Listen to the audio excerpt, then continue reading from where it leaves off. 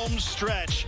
Vegas looking to build towards next season with a key win, trying to upset this Houston team, which is on its way seemingly to a South Division title. They will appear in the postseason, but they have a chance to wrap up home field advantage with the win today. Kids getting a chance to meet their heroes, and in this season, every game decided by the slimmest of margins, and that is extra when you only play 10 games, and both teams learned this in extra time last week. Flag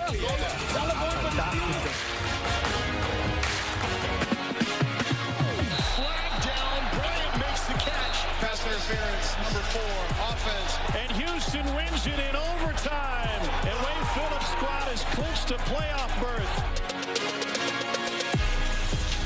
First 2 overtime games in XFL history between these teams last week. Vegas came out on the wrong side, Houston the right side, and so the Roughnecks head to the postseason with DC combined 11-0 in their respective division games. Vegas and Orlando will be staying home for the postseason.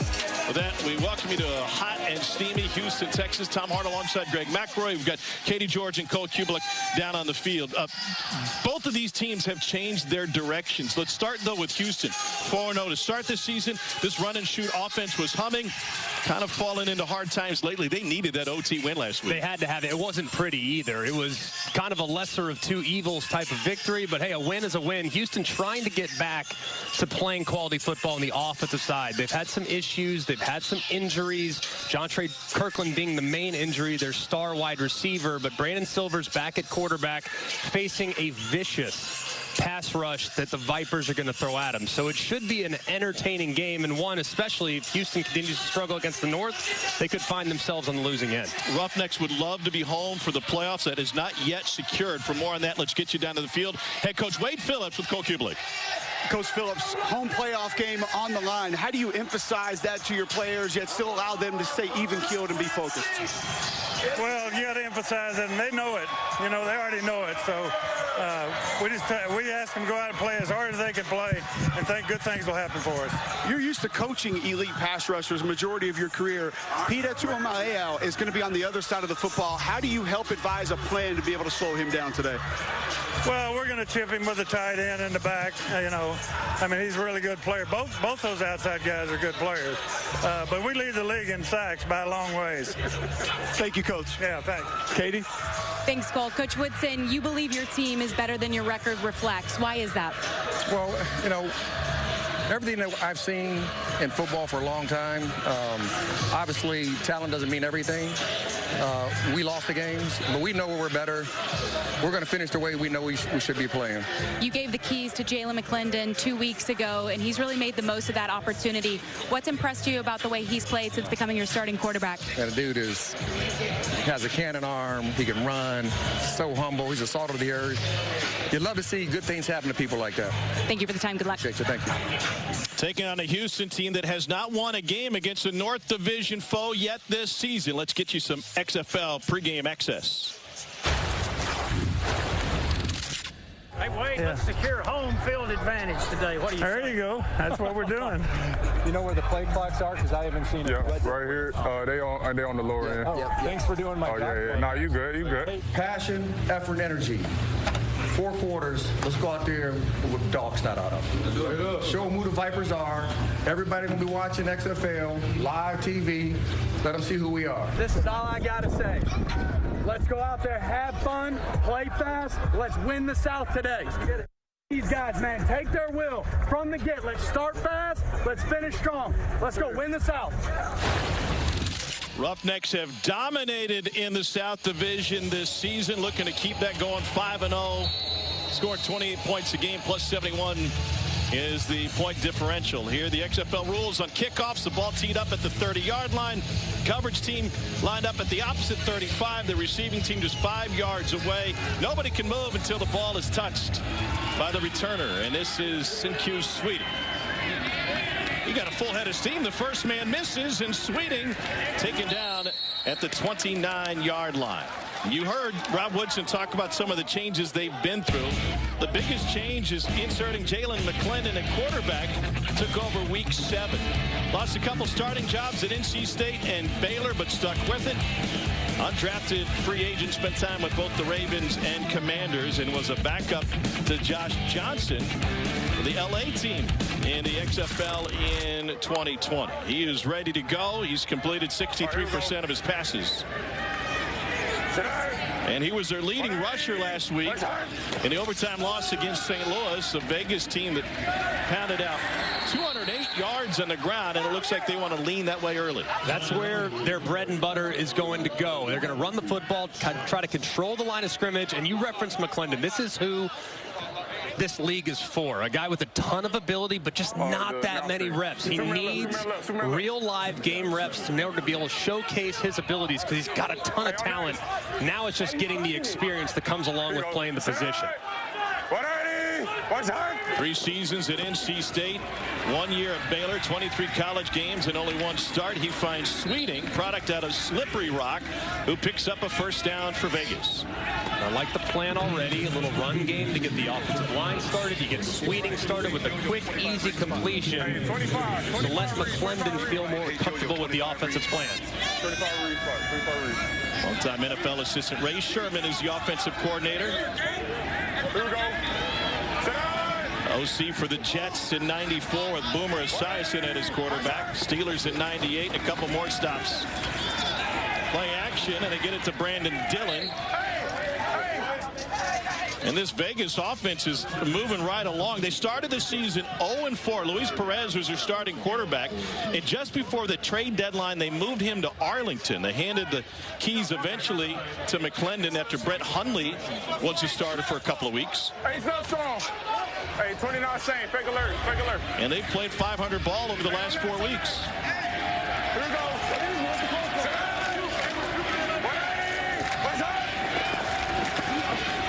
Gets it in the belly of John Lovett out of Penn State. He is tackled behind the line of scrimmage.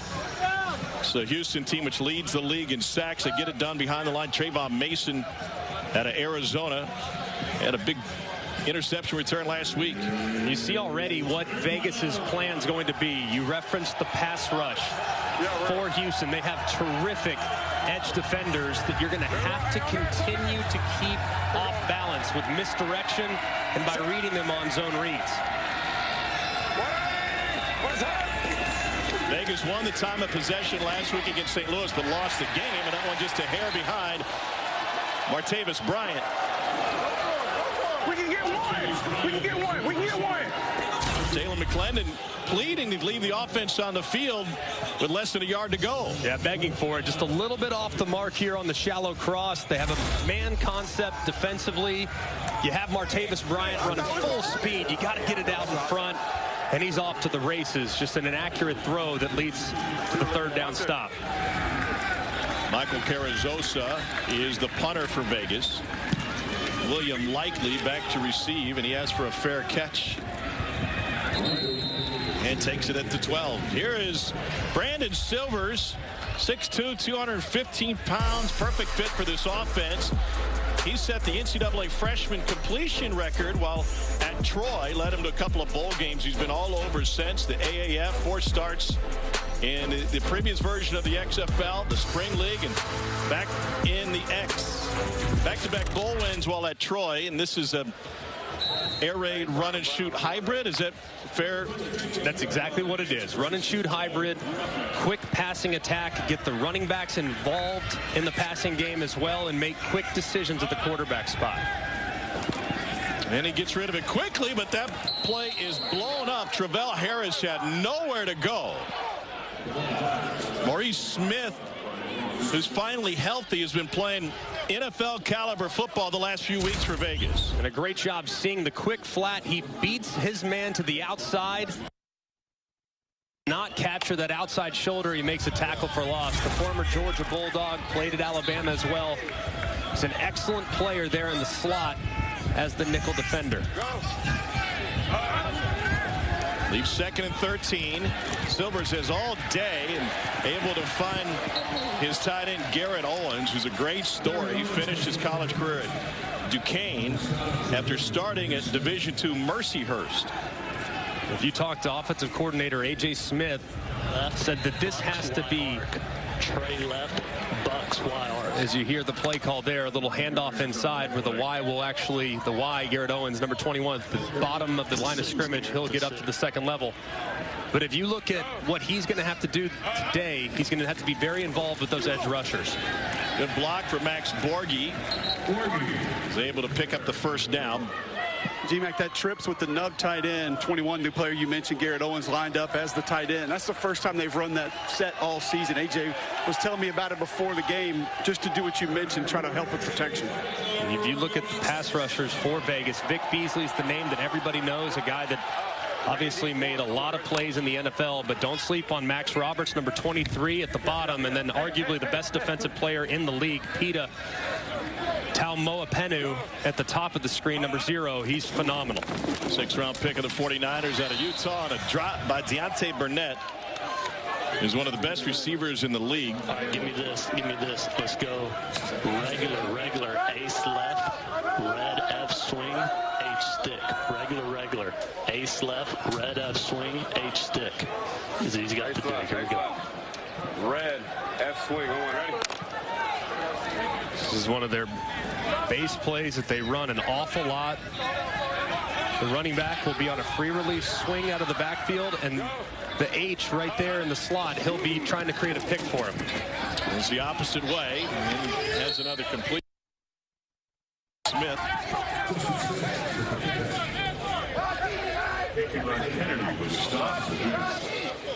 Duke. Right left. Third down, 5. Straight left. Hey, red. Silvers has shared time at quarterback with Cole McDonald this season. Silvers had been bothered by a tricep injury. Then McDonald took a hit a couple weeks ago. To throw. Once again, plenty of time. Able to thread the needle. And that's Cedric Byrd.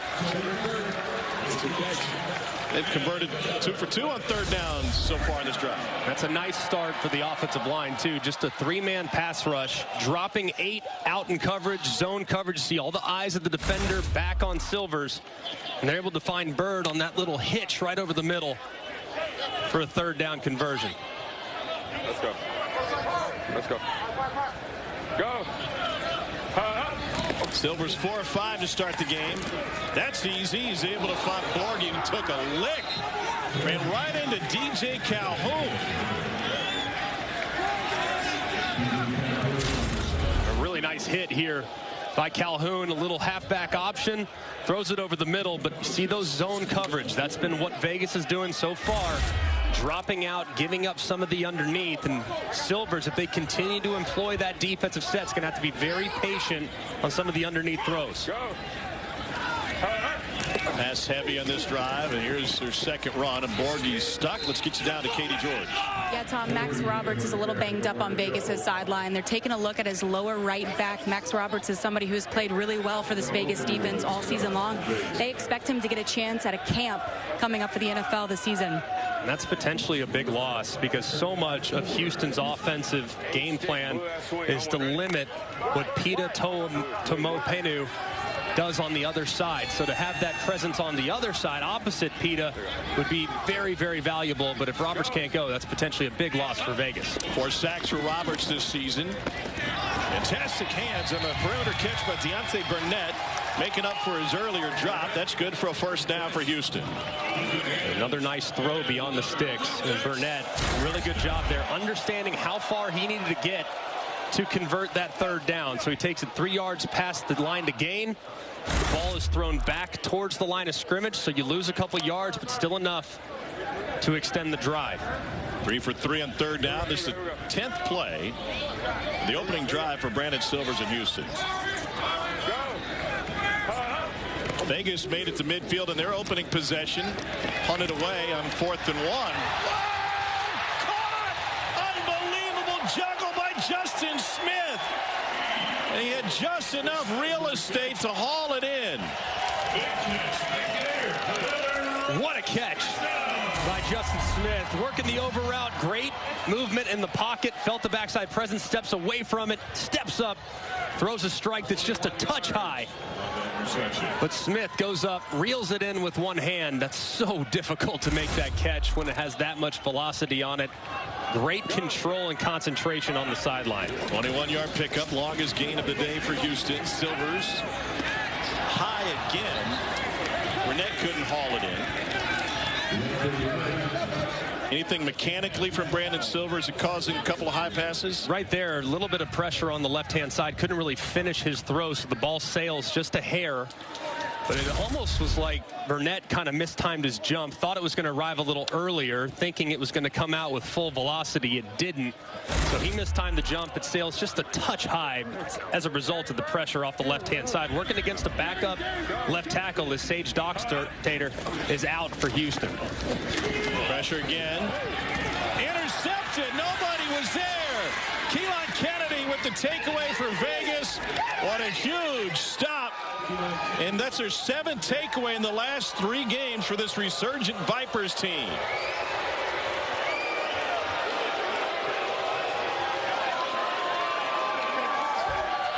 First pick of the year for the Jayhawk Community College Defensive Player of the Year in 21. From Garden City to H-Town. And Keelan Kennedy is able to end Houston's long opening drive. Silvers and the Roughnecks not on the same page. Keelan, do you think he realized you were in a white jersey? Most definitely. He didn't even see me back there. What did you see tracking his eyes? I just seen he was looking that way. Our coach put us in the right call. He just threw it right to me. After Smith made such an incredible catch, how big was it to come up with a turnover like that? We just know we need to stay calm, stay composed, trust ourselves. We can do what we need to do. Nice grab. Thank you. Keelan Kennedy, what a fantastic story. Played at Division II Fort Hays State before playing a year JUCO ball. Got the call to join this Vegas team while he was working for a moving company back home in Pensacola. Rather be loading the truck or pulling in interceptions. Flags down as Jalen McClendon will stroll up to the 40-yard line. All right, flag down. I got DOF, number 17. 17. Listening in on the officials, Chris Coit is our white hat. Offside in the neutral zone, defense number 17. The penalties decline. The result of the play is a first down. Andre Johnson. Penalties have been an issue for the Roughnecks this season. Yeah, it certainly has. And right there, I mean, just implementation of a hard count on the road to be able to work the hard count is a huge value for the offense. Vegas will run it straight ahead with John Lovett, undrafted free agent of the Panthers in 22, coming out of Penn State. Johnson on the stop. And 2nd and 6 now.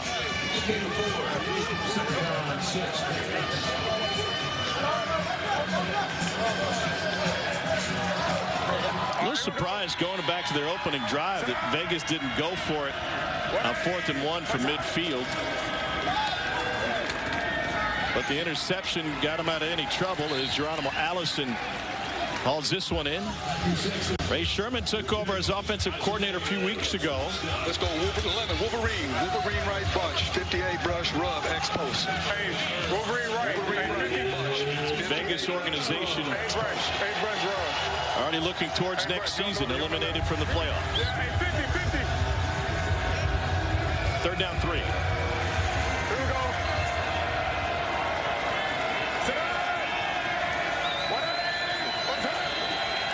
Pressure up the middle. McClendon dumps it out with Lovett.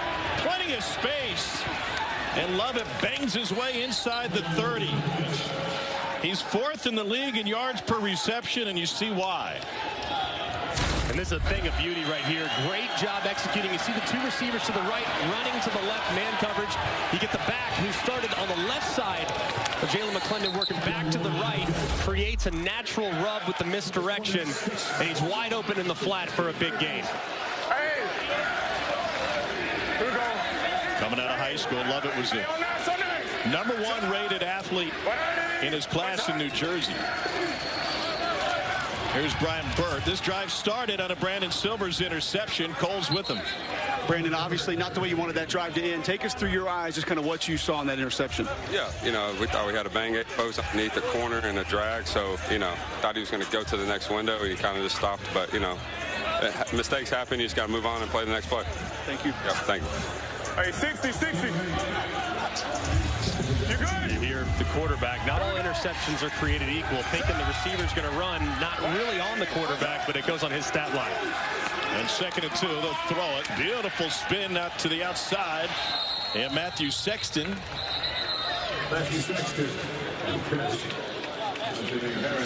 And an injured player for Vegas. And their offensive line's going to lose Jamil Demby, 6th-round pick of the Rams, coming out of Maine. Demby got a Super Bowl ring a couple of years ago on the Rams practice squad. To protect your home and car. From Houston, Texas, and Wade Phillips is hoping they're here in a couple of weeks in the XFL playoffs. We're in week 9 of 10. You see Jamil Demby being taken back to the locker room after a knee injury. Replaced at left tackle by Quintarius Eaton. Hey, 51. Yeah, 51. Balance attack, 3 runs, 3 passes on this 6-play drive so far. Hey, easy. Hey, 12 rabbit. We go. Jalen McClendon, the quarterback. QB draw. Man, he's got space and he's got wheels. Rushed for a team high 62 yards last week. Did McClendon check to that? He did. That was a great check, too. Quarterback draw. They only had 5 defenders inside the tackle. So he's able to get an extra blocker to create some space and short yardage.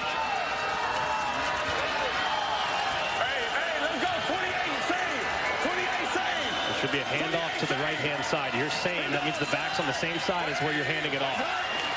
It's John Lovett.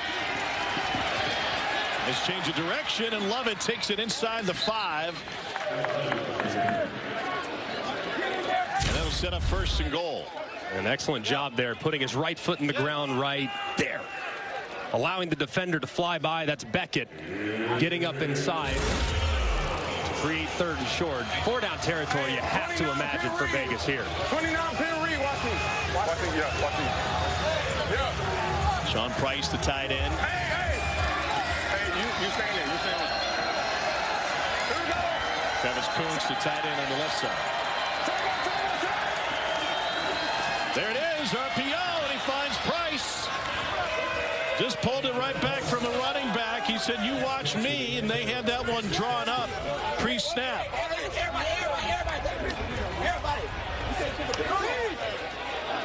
Fourth touchdown for Jalen McClendon. Limited time for the Vipers. And a great job by McClendon. Look how quickly he gets that ball up and out after play action. You're going to see flow from the linebackers working to the left with the running back, which allows the tight end to just sneak right upfield for an easy touchdown. Excellent execution that entire drive from Vegas. No kicking point afters in the XFL. You can choose the value. They're going to try to go for 2. Holland and Jeff Badet is wide receiver. Into the end zone, and it is taken away by Houston. A.J. Hendy snuffs out the point after. But Vegas able to score first thanks to a 75-yard drive after the interception. You can hear a little bit on the microphone between Jalen McClendon and his conversation with Sean Price, the tight end, saying flatter, flatter, flatter, meaning when you run that route, the initial angle, when you draw it on a piece of paper, you're running to the back pylon. But when you have man coverage and defenders trying to underplay it, you have to bring it flatter towards the line of scrimmage so you can throw him away from that coverage. So he goes right to the guy that he was aiming for in the 2-point conversion attempt and gets it addressed. Wonder what Jalen McClendon saw pre-snap when he hollered at Sean Price. He's with Katie. Thank Thanks, Tom. Jalen, let's start with the conversion. You and Jeff were having a conversation coming off. What are you guys talking about? Oh, nah, we just know, from looking on film, we just know the looks they're giving us. I just got to choose my matchups. Price was a good matchup. We just know that, like, the leverage and what they're doing, that we got better matchups in other places. So just talking about that. Still an extremely efficient drive to score. What did you like most about that drive as a team? I think the defense did a great job. So that drive is all dedicated to them, or all thanks to them. They got us the ball, and we did our job and just went down the field. So thank you. Yep. Max Borghi on return. Good job, Katie, up to the 20-yard line. Obviously, Jalen McClendon is seeing a lot that he likes. The checks that he had at the line of scrimmage on that drive, and then even the last-second shout to Sean Price before the play-action touchdown pass. And Vegas on paper, I mean, the strength of their offense is at wide receiver. They have terrific weapons with Martavis Bryant, a guy that played a lot of football in the NFL. Jeff Badette, who's back healthy this week after missing last week and part of the week before. And then Geronimo Allison, a guy that obviously logged a bunch of time up at the highest level as well. So they have excellent wide receivers. So he referenced it. If they're going to play a lot of man coverage, I got to find the best matchup. And more often than not, those veteran wide receivers will be able to win. Houston's first drive lasted 12 plays, but ended in an interception as Bryson Aline carries it on first down. Week 9 of the XFL continues tonight. The Guardians take on the Brahmas at 7 o'clock Eastern on ESPN2. Tomorrow at noon, Defenders host the Renegades as DC looks to wrap up home field advantage for the postseason, followed by the Sea Dragons and Battlehawks at 3. You think that San Antonio-Orlando game could be sneaky good tonight? I like that. I know that both teams aren't really playing for a whole lot, but both teams have shown moments all season long, especially Orlando, who at one point was the worst team in the league, but have found something since Quentin Dormity's taken over at quarterback. Vegas came into this one 6.5-point underdogs. They have a 6-0 lead through one quarter. Ron Woodson's team looking to finish the season strong, and they've played well lately. It's Houston and Vegas, and we return for the second quarter from Houston right after this.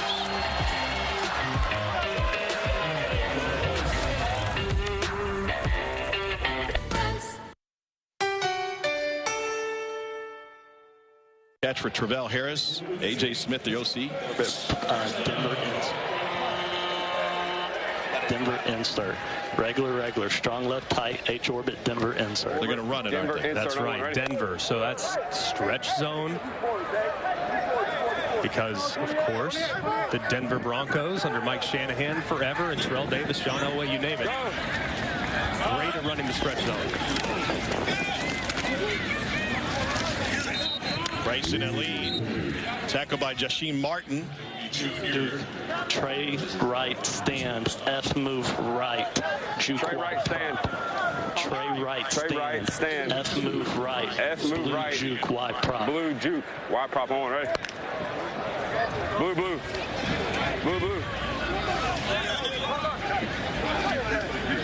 Go ahead. Live line's now down to 2.5 after Houston opened at 6.5-point favorites.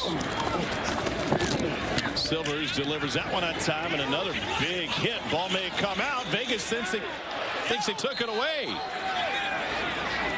C.J. Avery, who's tied for the league lead in fumble recoveries, ends up with the football. They got decided did he catch the ball and did it come out? Dean Blandino all over it in the command center. I've got a ball out. Loose, it's third down.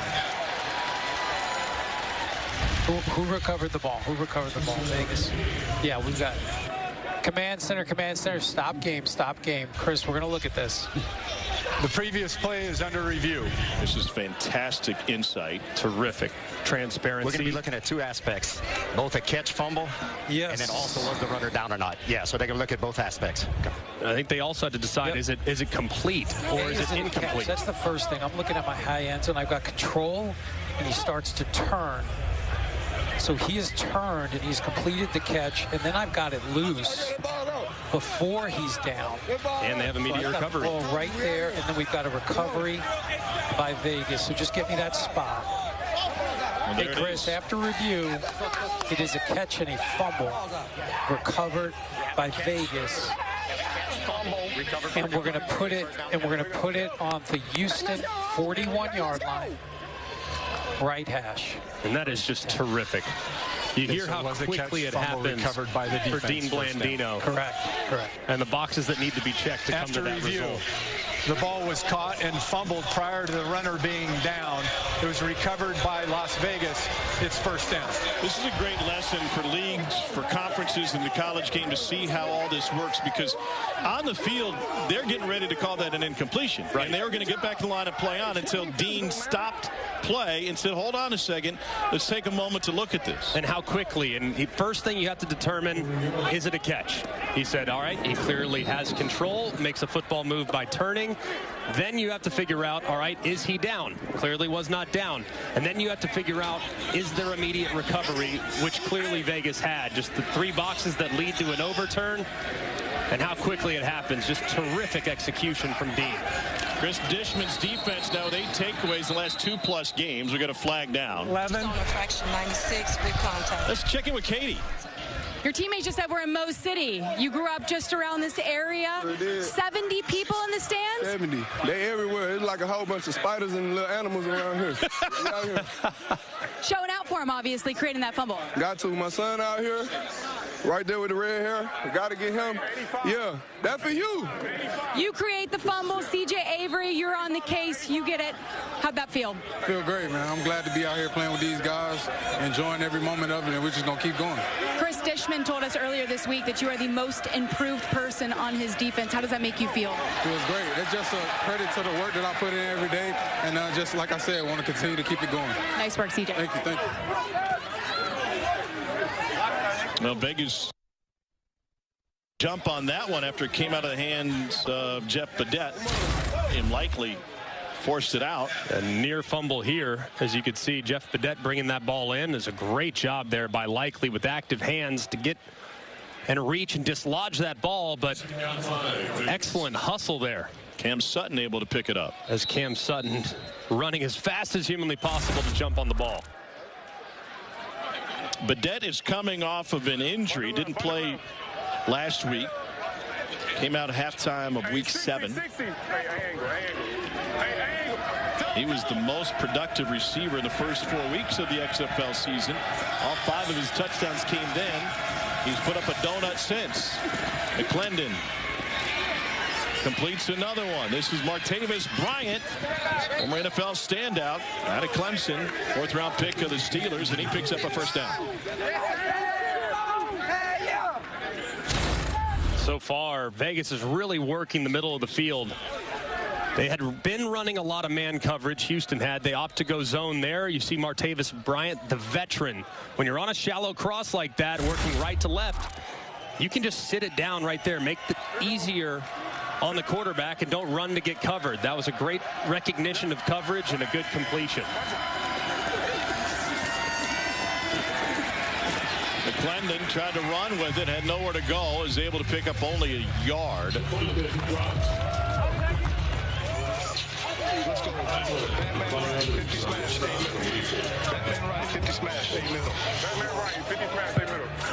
Ray Sherman was the offensive coordinator of the Vikings in '99. They had Randall Cunningham, Chris Carter, Randy Moss. Right here, pretty basic concept. You have corners right here. Might be able to get one-on-one against man coverage. Just going to rotate out of it. Pressure from the edge. McClendon evades it. Throws on the run. Complete. A Vegas first down inside the 10 for Geronimo Allison.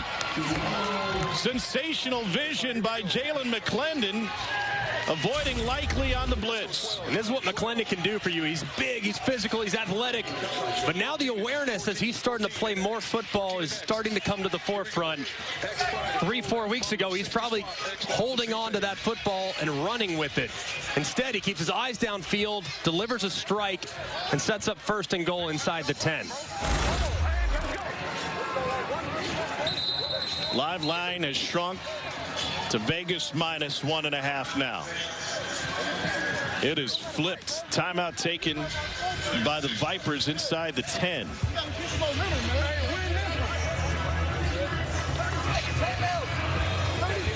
Vegas is building towards next season. They will not make the playoffs.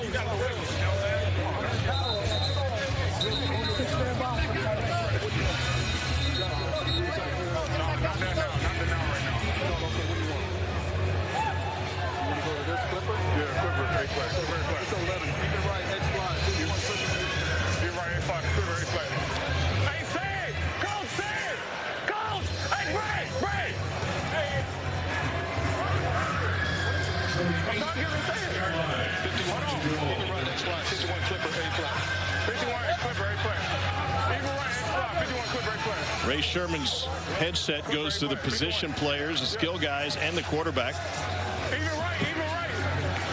So McClellan doesn't need to repeat the play.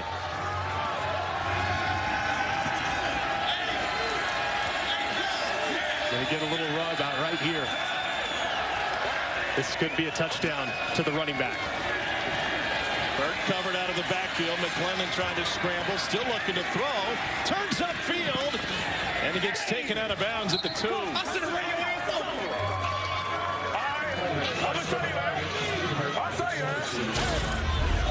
Talking with Tavante Beckett. Good recognitions, pretty well covered. I think if he gets to him early, you might have a chance to tight turn and get upfield, but instead, he decides to do it himself and talks a little smack on the backside, saying, I ought to just run you over next time. Ace right, 27B8 Reed. Hey, 27B8 Reed. Ace right, 27B8 Reed. Hey, let's go. Gotta hurry. Play clock's at 3. To 1. They just get it off. Nowhere to go for Burt. And Jalen McClellan says, give me the play a little bit quicker, coach. Has to happen faster. The offensive line wasn't set. Unblocked guy right off the edge makes the play in the backfield. Rod Woodson, the head coach. 3rd and goal.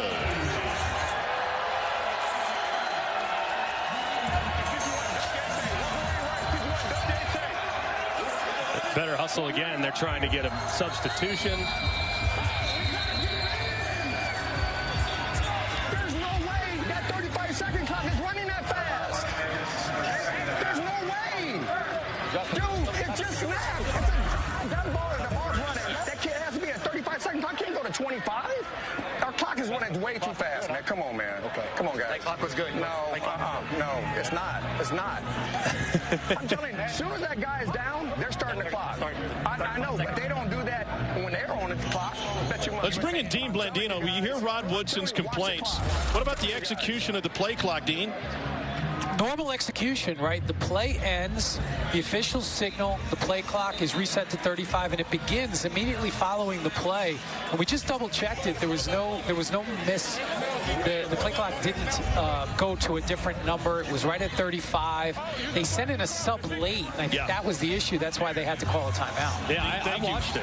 I'm with you, Dean. Like, I watched it the whole time. It was at 32 when they got back ready to receive the play. So I'm all for Coach Woodson going out there and trying to get a little extra time, slow him down a hair, but that one felt like it was self-inflicted. Out of the timeout, 3rd and goal. Big down here for Houston. Glendon, a great runner. Much likely off the edge up top. Got rid of it quick, and he's in for the touchdown. Sinkyu Sweeting with his 4th touchdown catch of the season. And now Vegas will decide on the extra point value. And as the motion went across, you brought also a defender to the other side as well, which indicates man coverage, means you got to get the ball out immediately, and the defender just can't get through that much traffic before the ball is completed. That was a great job of timing up the motion with the snap, and McClendon getting the ball out as quickly as humanly possible for the touchdown.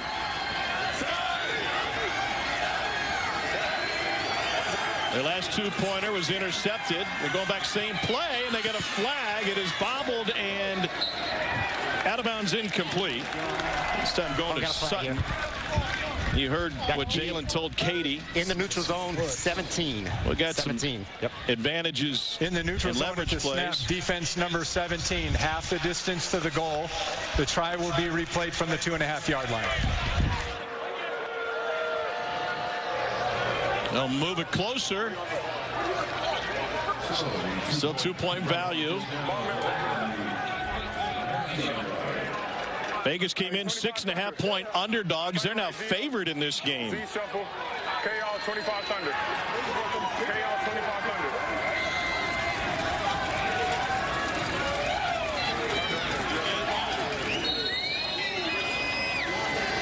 Gotta think this is going to just be a handoff to the left-hand side.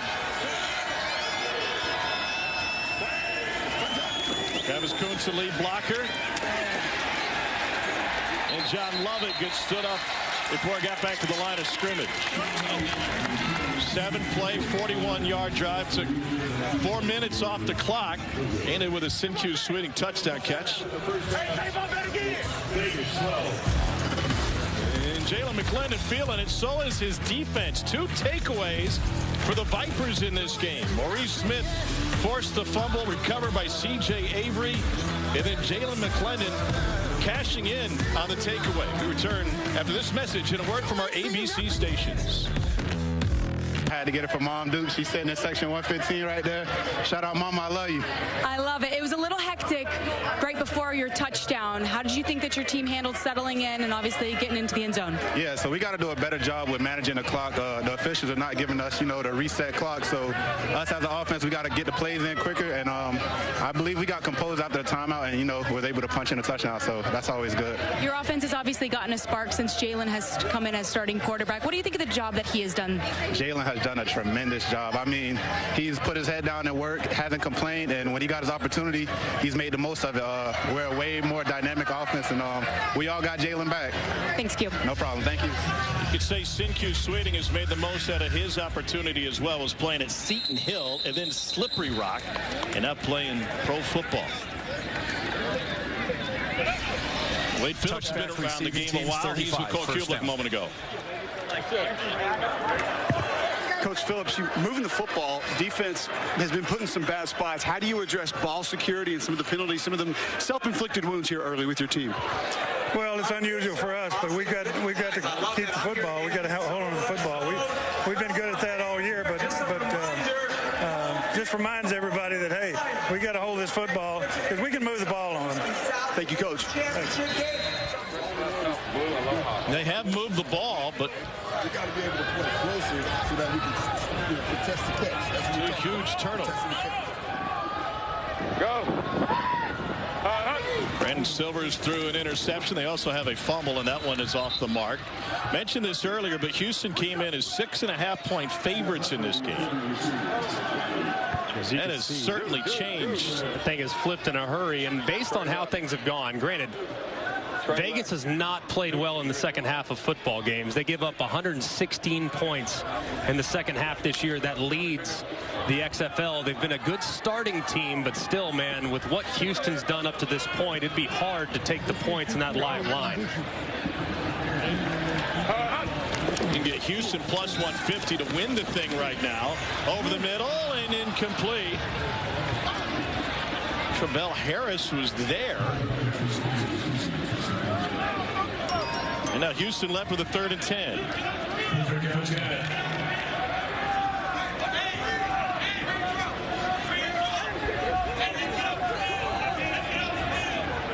By the way, the total dropped a half point right before kick.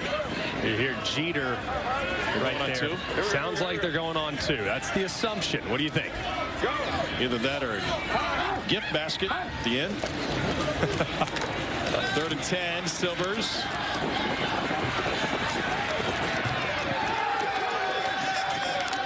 Not the best series for Houston.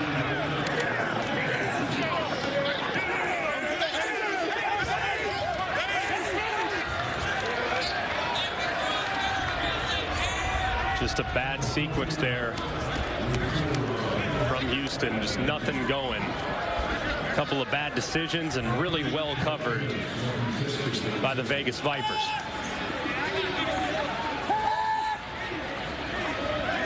Houston is on the verge of hosting the South Division Championship, but the magic number 1 has got to make something happen. A team that has struggled in the second half of the season. You see that opportunity to be home for the postseason slipping away. 49-yard punt. It's past the midway point of the second quarter. And Vegas getting the ball back here in Houston.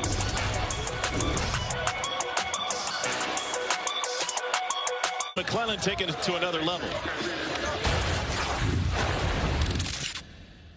How much you want to bet we score? Huh? How much you want to bet we score? How much you want to bet we score? I see him.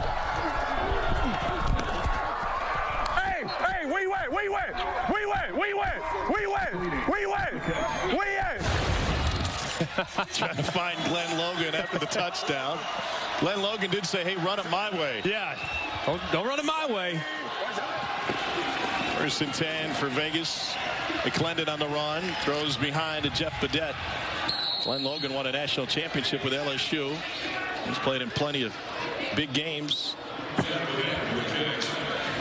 Cole standing up right next to him. We're just going to let quarterbacks talk trash to us? Oh, hell no. Ain't no quarterback talking trash to me over here. I'm going to bark back. Okay, there you go. All right, now we have a story within a story.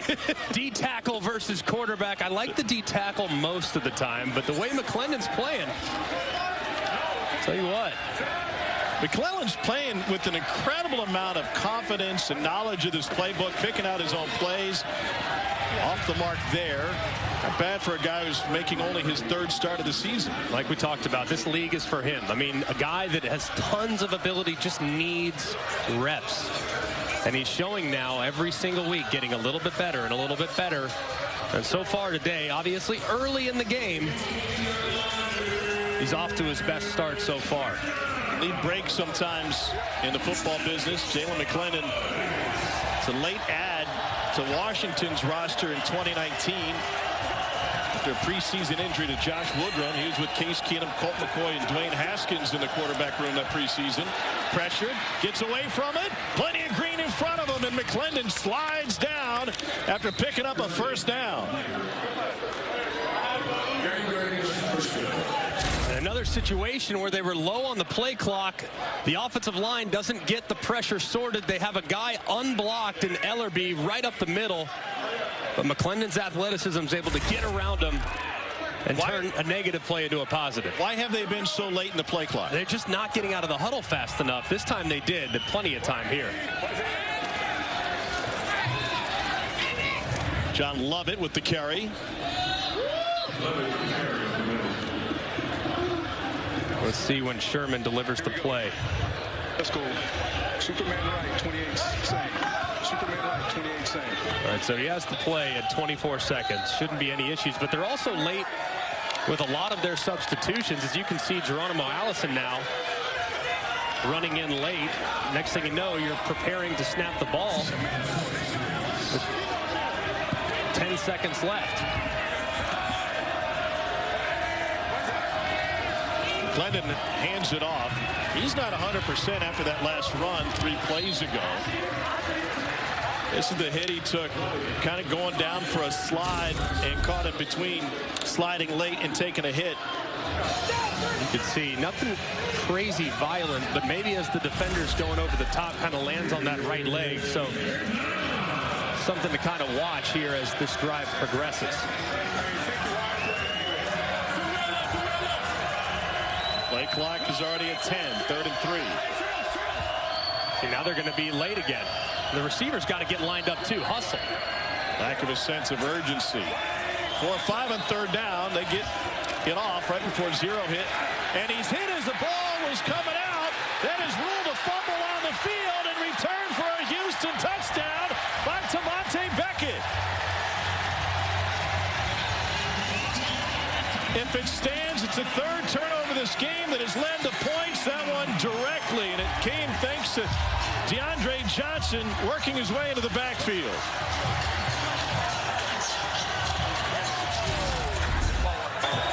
And DeAndre Johnson working against the backup left tackle, Quintarius Eatman, after Denby went down a little earlier in the ball game. He runs the loop. Got to see is the hand moving forward as the ball is released. It doesn't look like it is. Usually you can tell if the ball jumps forward a little bit, but it does look like it's dislodged before the attempt of the throw begins. Just a great defensive play for Houston, who had to have it. Their offense had been struggling up to this point. Houston will go for one. Cole McDonald is in at quarterback for the Roughnecks. Max Borghi runs it, and he gets stopped. That live line over at Caesars is just bouncing up and down right now. How about Wade Phillips' reaction to Tamonte Beckett's scoop and score? Touchdown! Touchdown! Touchdown! Yes!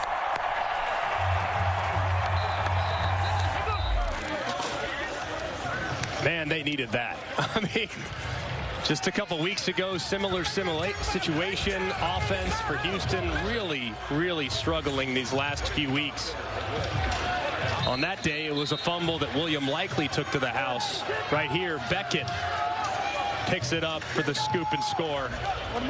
And Houston's defense continues to keep them in ball games as the offense is trying to find its footing.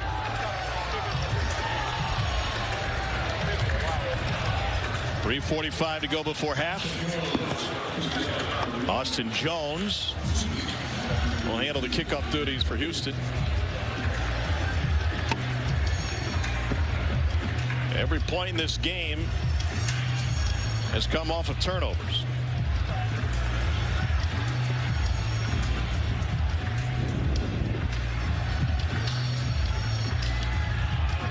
You can now get Vegas plus 105 on the live money line. Who wins this thing, Greg? Where would you go? I'd go Vegas right now. I mean, I haven't seen anything from Houston's offense that gives me a whole lot of positivity. Short kick. Sweeting rushes up to the 19. Nowhere to go. Another huge defensive stand for Houston. The takeaway has swung this game again. Here's Cole Kubelik. Now, DeAndre Johnson with the swat to get that ball out. Just take me through that pass rush move, what you saw pre-snap and how you were able to get to the quarterback. Yeah, man, just a third down and short. I know I had to get off the ball, get in the backfield, make a play for my team, man. We down.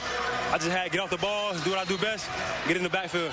You're waiting for the interview. Did I keep you off kick cover? Yeah, man. I might get 2 without my special team coach. That's my fault. You better not me. Yes, sir. I'll take it. All right.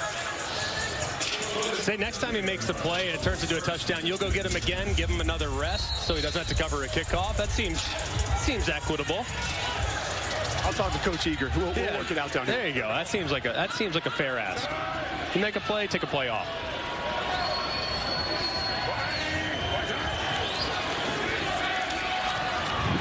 Rod Smith with the carry. And that's one aspect of this Vegas offense that hasn't really gotten going yet. McClendon's made some plays running the football off schedule. And now Smith will take himself out of the game. They haven't really gotten the traditional handoff run game going just yet. As you can see, looks like as he's going to the ground, kind of grabs that right leg and limps off. Hopefully Smith will be okay. 55 games in the NFL after his Ohio State career. This is John Lovett. And Lovett is able to turn upfield. That's going to leave 3rd and 1.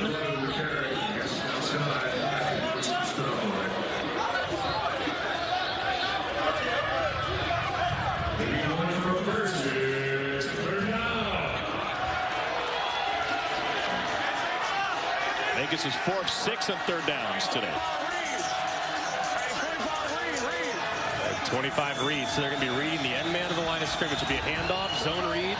So they'll be reading this guy. If he comes upfield, you hand it off. If he dives down, then you pull it as a quarterback. Handed it off, and huge stop by C.J. Brewer.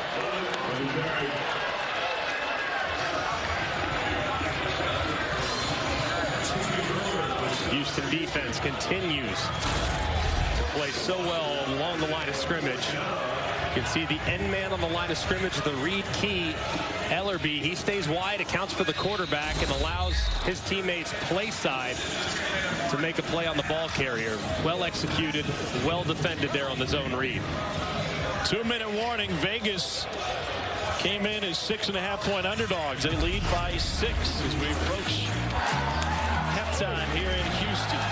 A team eliminated from the playoffs. A team trying to wrap up home field advantage. And so far, the Vikings have outplayed the Roughnecks. Back to Houston in a moment.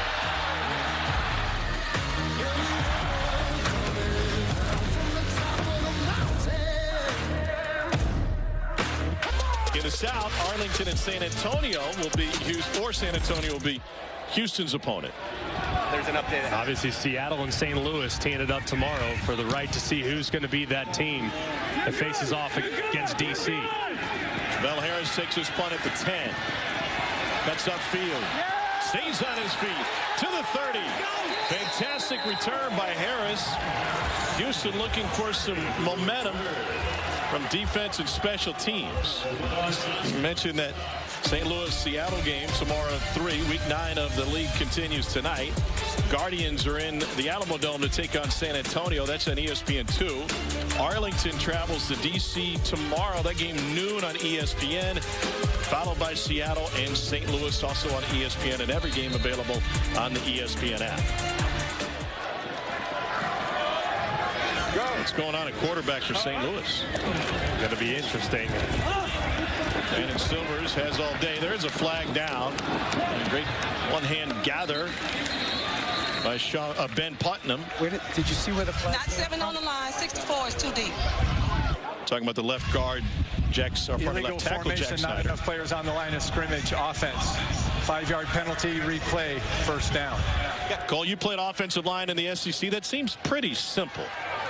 A lot of times it is, but when you're trying to switch it up and you've got elite pass rushers like you do in this game, you're just trying to alter things, change things a little bit. It can get confusing. So it's one of the things we've seen is inconsistency along the offensive lines in this league. It's gotten a little bit better, but still shows up time to time. Got to be versatile. Snyder came in as a left guard. Sage Dockstader's out, so he's bumped out to tackle.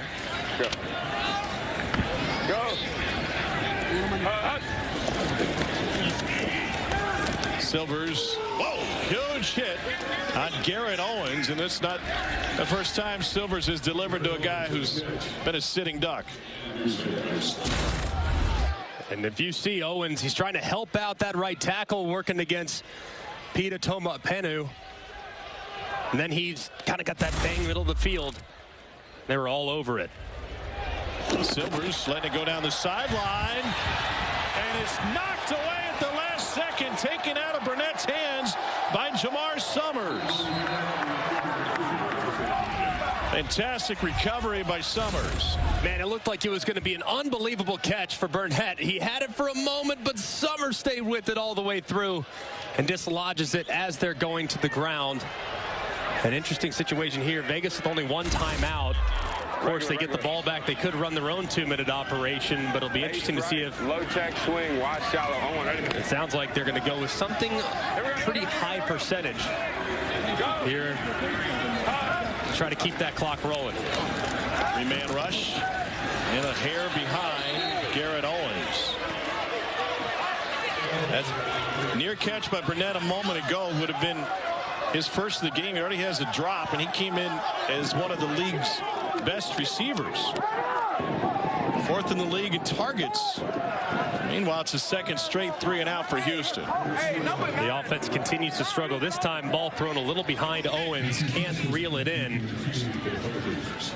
So far, whether it's the protection or the inability to reel in some difficult catches, just not a lot going so far for the Roughnecks.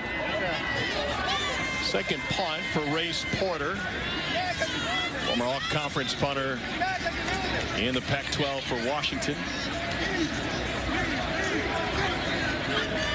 Matthew Sexton to receive.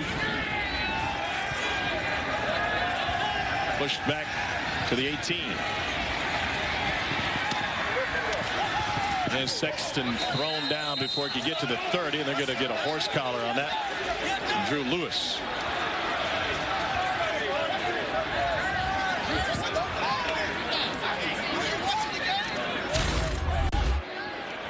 See right here, does look. So you get that hand up around the collar. Looks like it was close. Receiving team a hold and a horse collar tap. No, offense, kicking team, right? We have a hold on the receiving team and during the kick. Horse collar was on the kicking team. Sorry. Yes. So we got a hold on the receiving team during the kick. Yep. And we've got a double after. So we're gonna go from where B's foul would be enforced from. So we're gonna go end of the kick. What's the number on the horse? 27 on the horse collar. At the end of the play. So Dean, where are we gonna put it? 19. Double 19. After, doesn't that go to the end of the kick? Goes 19, yeah, end of the kick. End of the kick. Yeah. There are fouls by both teams. Holding receiving team number 28 personal foul, horse collar tackle, kicking team number 27. It's the receiving team's ball at the end of the kick, first down. Correct. The 19-yard line. Dean, as we look at this, when you would have a play on both sides, why is it, you said double after, can you explain what that term means and why there is a 10-yard penalty from the end of the run? So a double after means both fouls occurred after the change of possession. And when that happens, the ball is placed at where the receiving team's foul would have been enforced from, which is the end of the kick. So there's no yardage penalty assessed. The ball is just placed at the end of the kick because that's the enforcement. And what about the horse collar? Would there be no penalty in regards to the horse collar? By both teams, right? So it's almost like an offset at the spot where the receiving team's foul would have been enforced from. That's the rule. Okay. Appreciate it, Dean. Jalen McClendon is able to find Lovett out of the backfield. He's got open space and takes it out to the 46-yard line. Vegas has one timeout remaining. 44 seconds left in the half. Of course, under 2 minutes, the ball will stop to set the change, similar to the college timing rule. Great job identifying a one-on-one with your running back against a safety that's inverting weak side. Really good matchup and a ton of space there for them to work offensively. Vegas, a little surprised that they decided to take a timeout right here. You would love to have that one in your hip pocket in case of a sack or in case of a lost yardage play. And then in an end of half situation, you'd love to keep that timeout for the kicker. So I don't necessarily agree with calling it with 44 seconds left. It seems a little early for me. You got a screen over there. Don't try now. Clock will start at first downs and out of bounds, okay? You feel like they could have either spiked it or had a play to run? Yeah, I think that's what I would have done. You could have gone up. You have plenty of time. Of touchdowns unlikely, so I would have gone up and tried to call an offensive play. If you sacrifice 5 or 6 seconds, it's not the end of the world. You're 25 yards away from potentially attempting a field goal.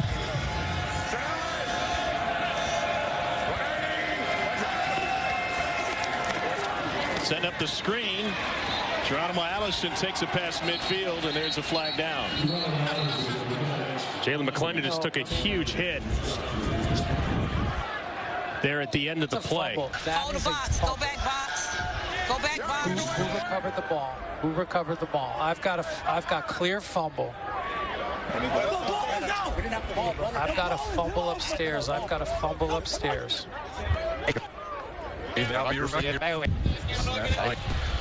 Okay. The ruling on the field is a completed catch. Personal foul. Roughing the passer with body weight. Defense. 15-yard penalty added to the end of the play. Automatic first down. And here's the hit that's applied to Jalen McClendon there. As you see the defender,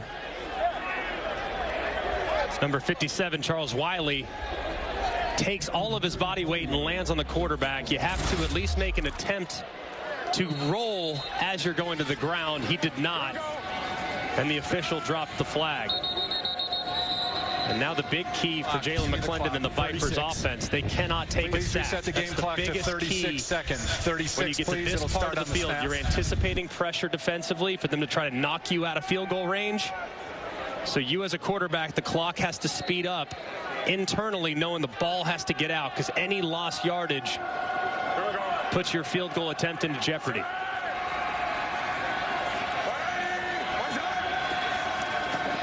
McClendon pressured, got out of it, and now he's got room to rumble. And McClendon slides down inside the 20, 29 seconds left. You got tons of time. Don't clock it. Get the offense lined up and call a play. You got a defensive player that's hurt as well. Yeah, that's going to buy him some time. It should be noted, field goal kicking has been an adventure for Vegas this season. They're on their second kicker. They're last in the league, just 7 for 15 on field goals. Another great job by McClendon, feeling that edge pressure, stepping up, and somehow finding a way to get through it. It looked like he was going to be dropped by Chauncey Rivers, who was coming off the right-hand side. He somehow finds a way to get out of it, and again, makes a great play for Vegas offensively.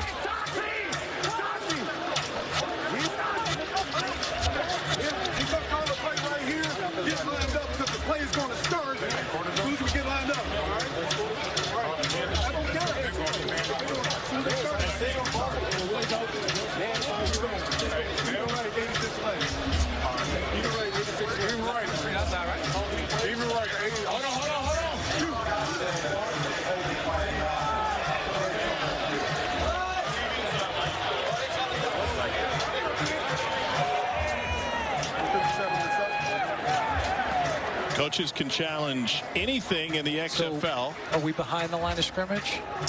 Okay, so that number. It's the second timeout or not? Yeah, we're gonna make it holding, so we're not charging them another timeout. It was a hold, and we're behind the line of scrimmage, so we're gonna force it from the previous spot, which was the 34-yard line. 34-yard line. Holding, and now we're going to replay first down, correct? Replay first down, correct. And the number is 71. After review, holding, offense, number 71. 10-yard penalty from the previous spot. Replay first down. And just a great job there by Wade Phillips executing that challenge rule. Of course, anything can be challenged once per game.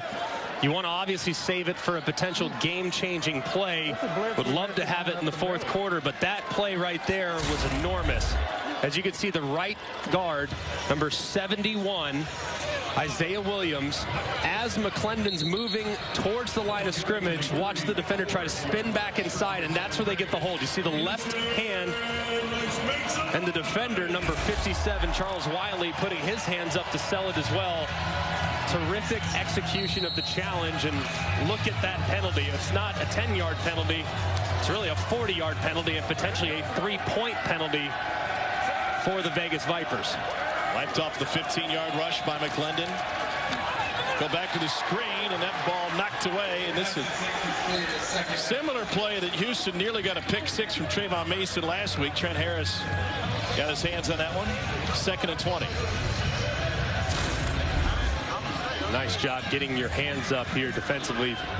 Feeling the screen as Trent Harris, one of the best edge rushers in the entire XFL. He identifies it, goes vertical, knows he can't get home, swats the ball down to set up 2nd and 20.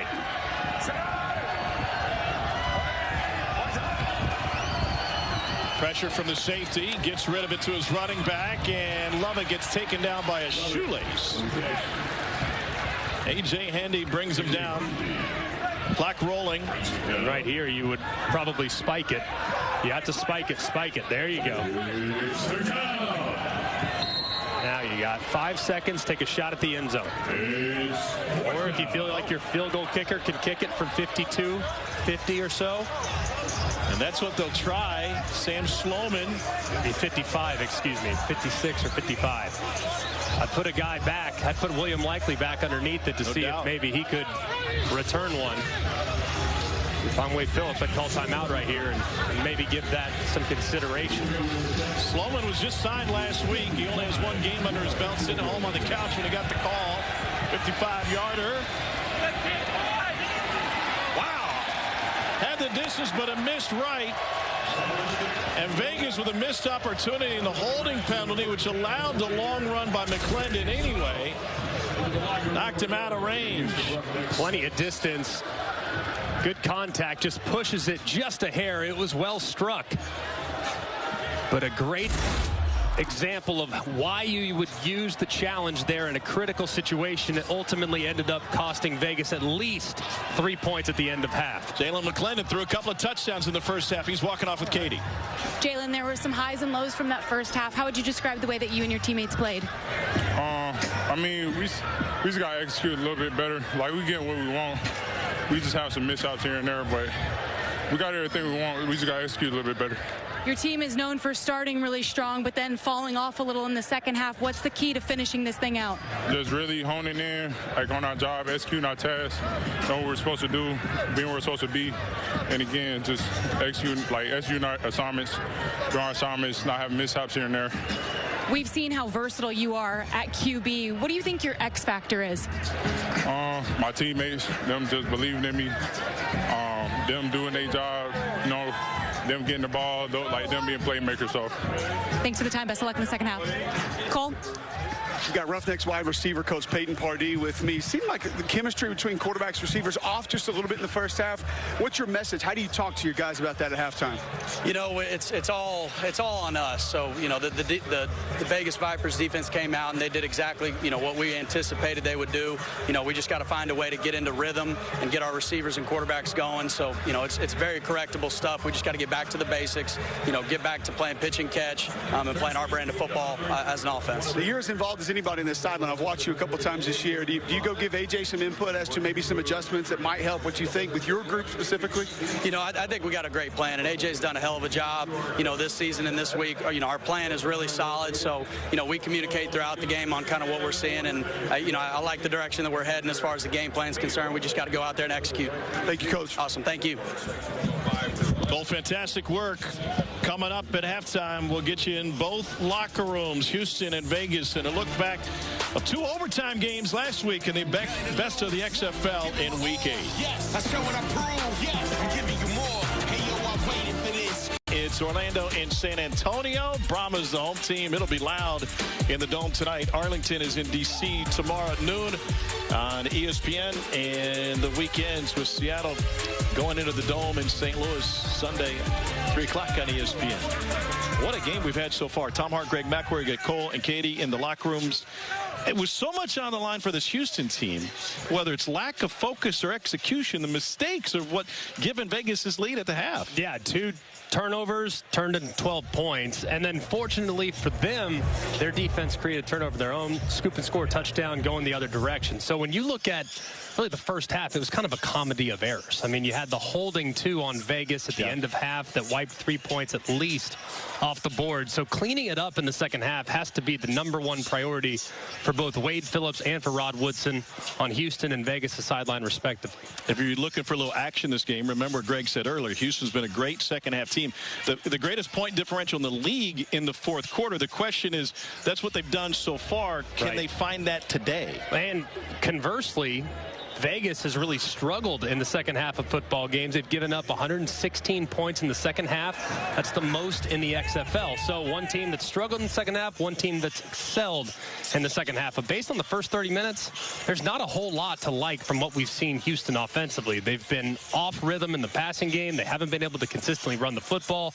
Receivers and quarterback haven't been on the same page. So it's going to take a complete 180 to flip the performance because it's been dismal to this point. Jalen McClendon's performance has been really good. Took advantage of the 2 first-half turnovers and throw a couple of touchdown passes. Remember, this is just his 3rd week as a starter for the Vipers. He's played great, made really good decisions, has gotten the ball out quickly. Remember, you're going against one of the best pass rushes in the XFL in Houston.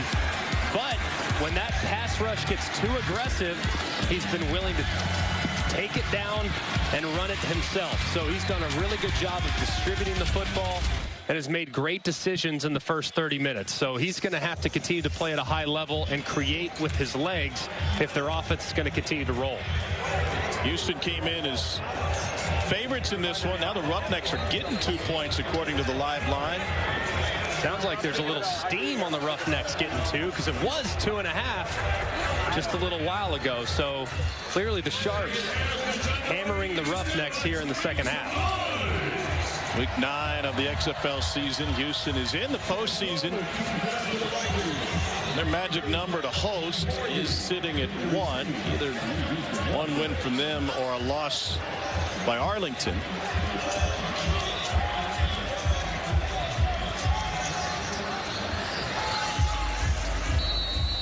Pretty simple. It's right there for the taking for the Roughnecks, who needed overtime to win at San Antonio last week. Sam Sloman to kick it off. Max Borghi. Nobody can move until he touches it, and he gets it right at the goal line. Borghi looking for a seam.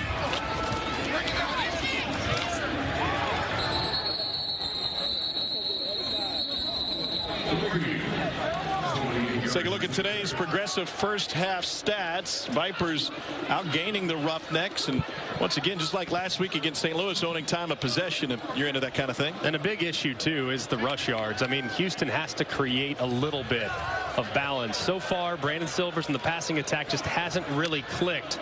Got to take some of the pressure off the passing attack by being better on first and second down, and that starts by effectively running the football in those regular down and distance situations.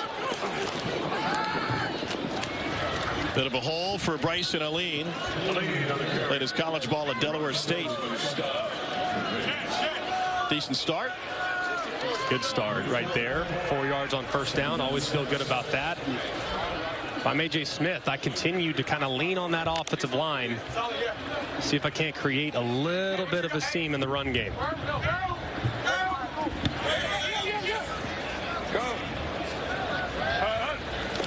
Pressure from the edge. Picked up. Silver took a shot to the face. That'll bring a 15-yard flag. There's Maurice Smith coming in on the personal blitz. Foul. Face mask. Defense number 26. 15-yard penalty from the previous spot. Automatic first down. It was pretty clear as Maurice Smith was engaged, reached out, grabbed that face mask, and the official called it immediately. Silvers actually tried to adjust his helmet as he was looking for running room. Just a mistake there from Vegas's defense. Orbit. Well, I went right.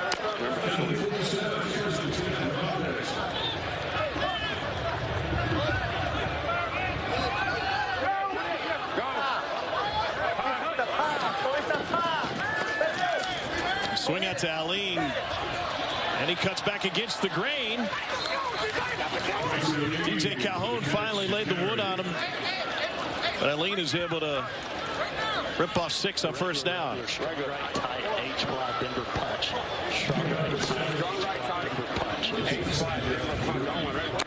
I like the running game, huh? Yeah, right here, Denver, Tampa, Detroit. Anytime you hear a name of a city, it's a run play here in the run and shoot. So this will be a handoff inside to the right. Why not Peoria or Paducah? Those would be short yardage runs because they're smaller. That's what it is. Yeah. Different Troy quarterback than Corey Robinson.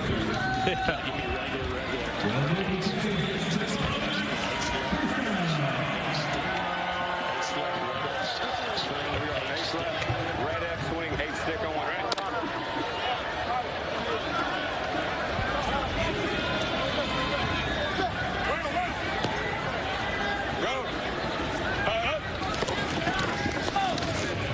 Here's Borghi. He loses yardage on first down. Maurice Smith there to make the play. This Vegas coaching staff, Chris Dishman and Rod Woodson on the defensive side, really like what Smith has brought to the organization for coming back from injury. And he's got a chance to get a real good look at the next level. Yeah, he's played a lot of big games at both Alabama and at Georgia. So he knows what the expectation is, and that was a great open field tackle behind the line of scrimmage. Pressure. Got out of it. And Silvers slides down after a nice run. That's going to set up third and intermediate. Let's go. Trey left, stand, move right, duke. It is Trey right, excuse me. Trey right, stand. F move right, blue juke wide prop. Blue juke wide prop. Get to the first down. Be looking for the corners. Outside release. Justin, here we go. Talking to Justin Smith, number 10. Absolutely has to outside release. Near side receiver. Silvers has that covered. Fires the other side. And that's good for a first down to Garrett Owens.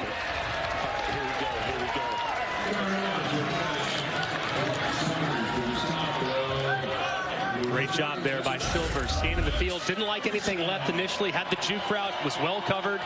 Gets back to his right on the outlet. And it's just enough to convert on the third down.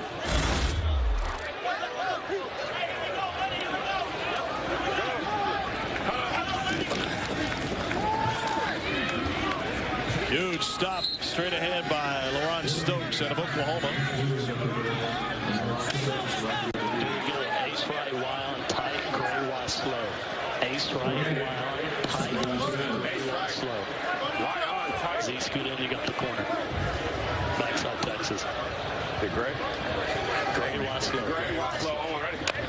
Yeah. Gray, wide slow. So you hear red and you hear blue a lot. Gray is a little bit of a mix. Gray, for them, is a little bit of a 7-man protection, meaning the tight end at the line of scrimmage, he's got to initiate by blocking first. Smith came in blitzing again, and Owens has just a 1-yard gain.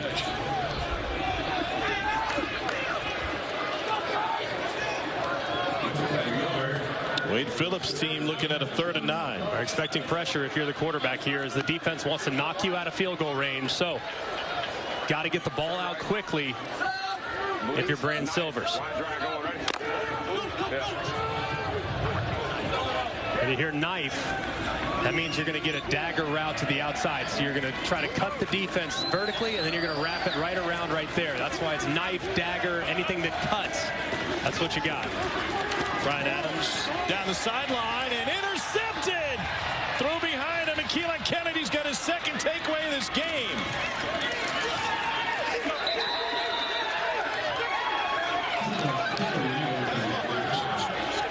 Keelan Kennedy was working for a moving company in Pensacola when the XFL called, and going to be in the heat. Would you rather be hauling couches or taking a football away? We all know the answer to this one. What did Silvers see?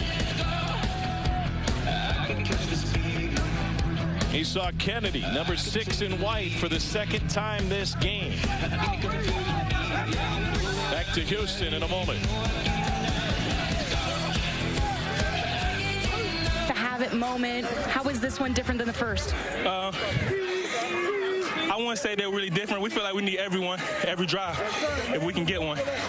We just focus on playing good ball, trusting our technique, trusting our coaching, and that's what helped me make the play. Thinking about what you've accomplished just this afternoon, you were working for a moving company when you got the call to come join the XFL. What has this experience been like for you? Man, this is such a blessing. I feel so blessed to have this opportunity. I wouldn't want to be anywhere else right now. Keep it up. Thank you. Keelan Kennedy, you're not in Kansas anymore.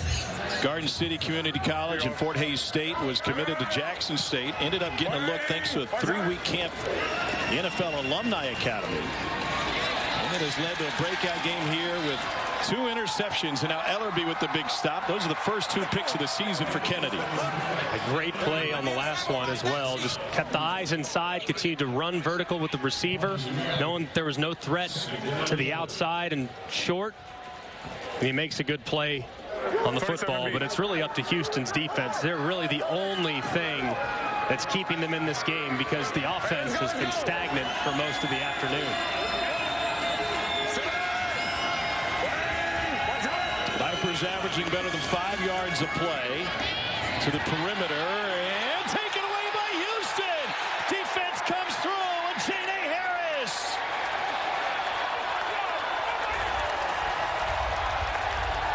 Steakheads love it.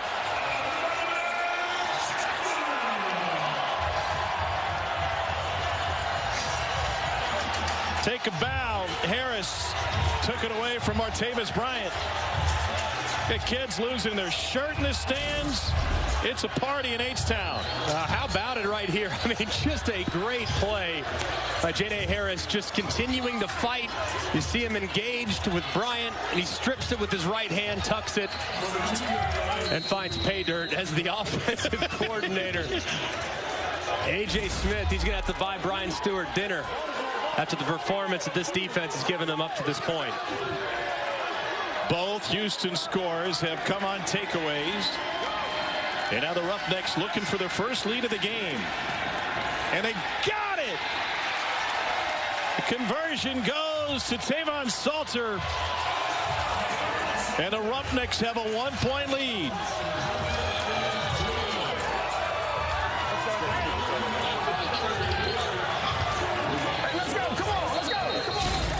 Just good execution here. Quick throw to the inside with some momentum as they're able to squeak across the line for the conversion, as Salter plays big and finds his way for the conversion as we go down to Cole.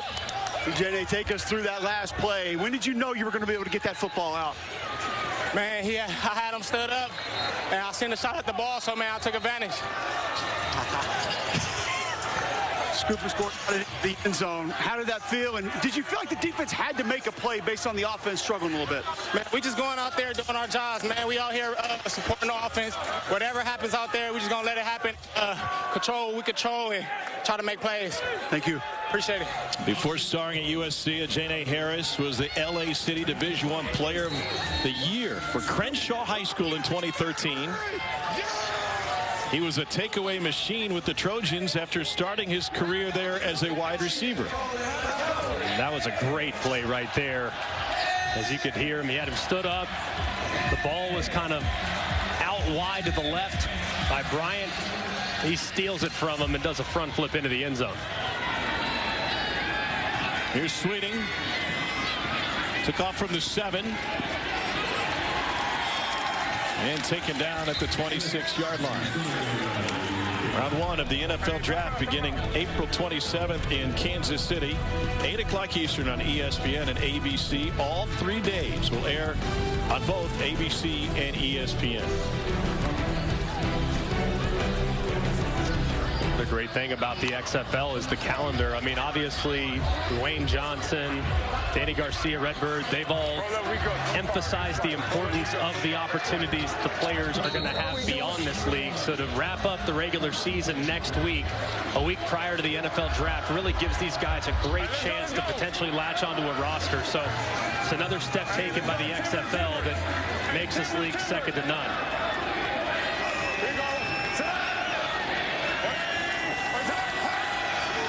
McClendon having a big day. Vegas trailing for the first time. Brian Burt picks up 1. Chauncey Rivers, who starred on Last Chance U, in on the tackle. He had been injured earlier this game, but back. 61 ace man. Live line to Caesars. Vegas now getting 3.5 points. Yeah. Hey, battle host, battle host, battle host.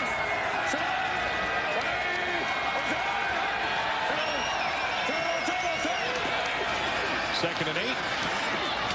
McClendon on time. That's Jeff Badette. Played at both Kentucky and then Oklahoma. Coming back from an injury. Didn't play last week. Nice timing on this throw. Good patience by Badette. Kind of slows a little hesitation out route, knowing there's a defender out in the flat that you have to avoid. Doesn't run in to the contact. As you can see, came out of the gates on fire. And has slipped just a little bit in production the last few weeks, trying to get back involved here in the passing game. 6th in the league in yards. Tied for 2nd in receiving touchdowns, despite missing the last week and a half. Linebacker coming. And they get to him. McClendon taken down. Houston came in with 29 sacks in the season to lead the league. And Emmanuel Ellerby, who played right up the street at Rice, is in on the sack for the Roughnecks. And you're going to see on the right-hand side that weak side linebacker, number 52, Ellerby. When he blitzes in the back, picks him up, that frees up Beckett, who can come right around the edge to time it up. That's who arrives initially. Then Ellerby recovers to bring down McClendon. That was a good job of overloading the protection and dropping the dynamic quarterback as he was trying to find some space. 2nd and 13. Pressure again, and they live it in the backfield now. Brian Burt swallowed up by a host of Roughnecks, including Tavante Beckett and William Likely.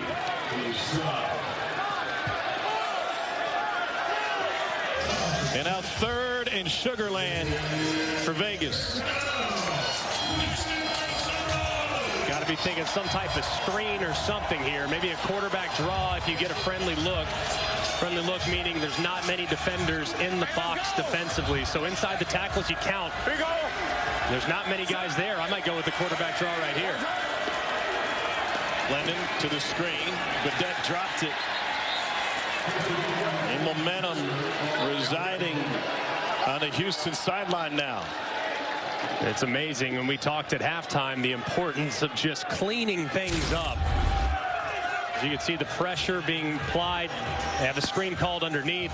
They have some blockers, but nothing there as Badette drops it after a pretty accurate throw. One that should have been caught by Badette.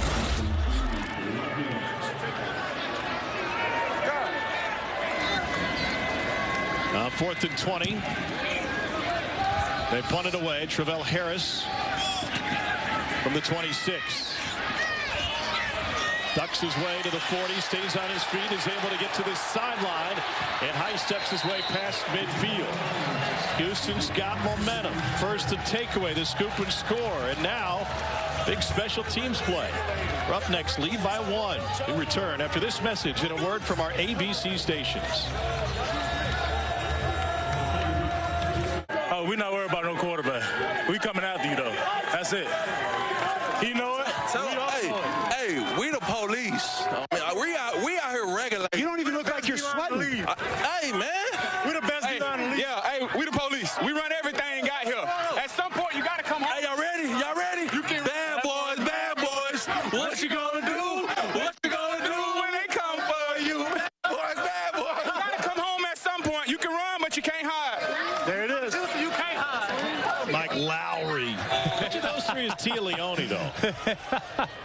Well, I'm trying to figure out, I really, as a quarterback, am very uncomfortable with how much energy the D-line has at this point of the game. I need those guys to be dying on the sideline. Not the case, though. There's Bryson Alene trying to change direction. Yeah, they have a lot of energy, huh? Man, I want to see defensive linemen that are on the oxygen tank, that are getting IVs. Not the case, though, as Houston's defense continues to keep them in it. No, 100%. They're in the backfield. They're good. Doesn't matter how hot it is, how many reps. Oh, it doesn't matter. Yeah, you can go all day as long as I'm winning. Yeah. That's it. Second down 10. Silvers dumps it out to Alene. And he's just short of the marker, leave 3rd and 1. No, I want to go jumbo. Breakout. Broncos. 22 seconds. Breakout. All right, so changing quarterbacks. Yeah, so Broncos will be handoff, zone handoff to the left-hand side. Now they got to break out, but you also have a bubble to the right-hand side if you like the numbers. The numbers look okay, actually. Good enough for the first down behind the running of Max Borghi. We learned a couple weeks ago the Ripper was a tag on the run play. Correct. That's an RPO. So if you don't like the run, you have the option to take the pass. Run, pass, option. So you have the option to take it, but on short yardage situations, you don't want to throw it. You almost have to let common sense override the rule. Trust your back and your offensive line to pick up that short yardage for the conversion. Cole McDonald's going to stay in at quarterback. And he keeps it. McDonald rips off 5 on first down. Deontay Anderson, who played in this stadium for the Houston Cougars, in on the tackle.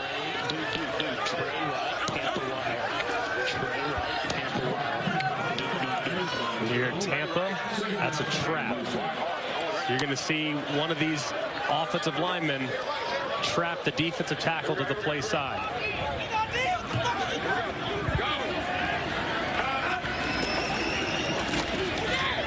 And ran right by him, and Borghi bounces to the outside. And Houston is taking control of this game on a long run of 22 yards by Max Borghi. We talked at halftime. It's going to be so important with the passing game struggling.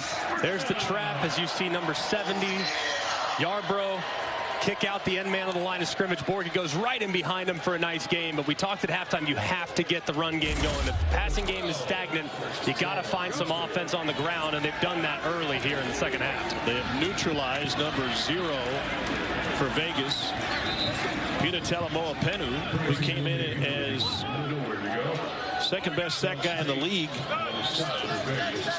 He just hasn't been able to impact this game. And so much of Houston's offensive plan is really designed to limit his impact. Making sure a tight end is over him, making sure a back will hit him on the way out of the backfield. So Peter Tomo Penu still affecting the game even though he doesn't have the numbers. Ripped over the middle, and that is first down at the 1-yard line by Travell Harris. And probably the best throw of the day so far from Brandon Silvers. That's a really tight window. It's good coverage there in the red zone. He's able to squeeze it in and allow his receiver to go down and make a play for him. Still get Houston on the live line, -5.5.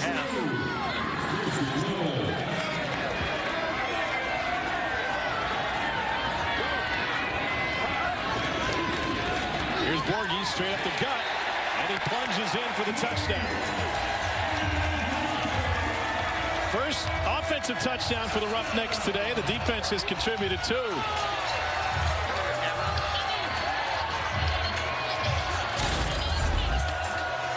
Very nice job here by Houston's offensive line. Good job at the point of attack. You saw number 21, Garrett Owens, come across the formation and kick out backside.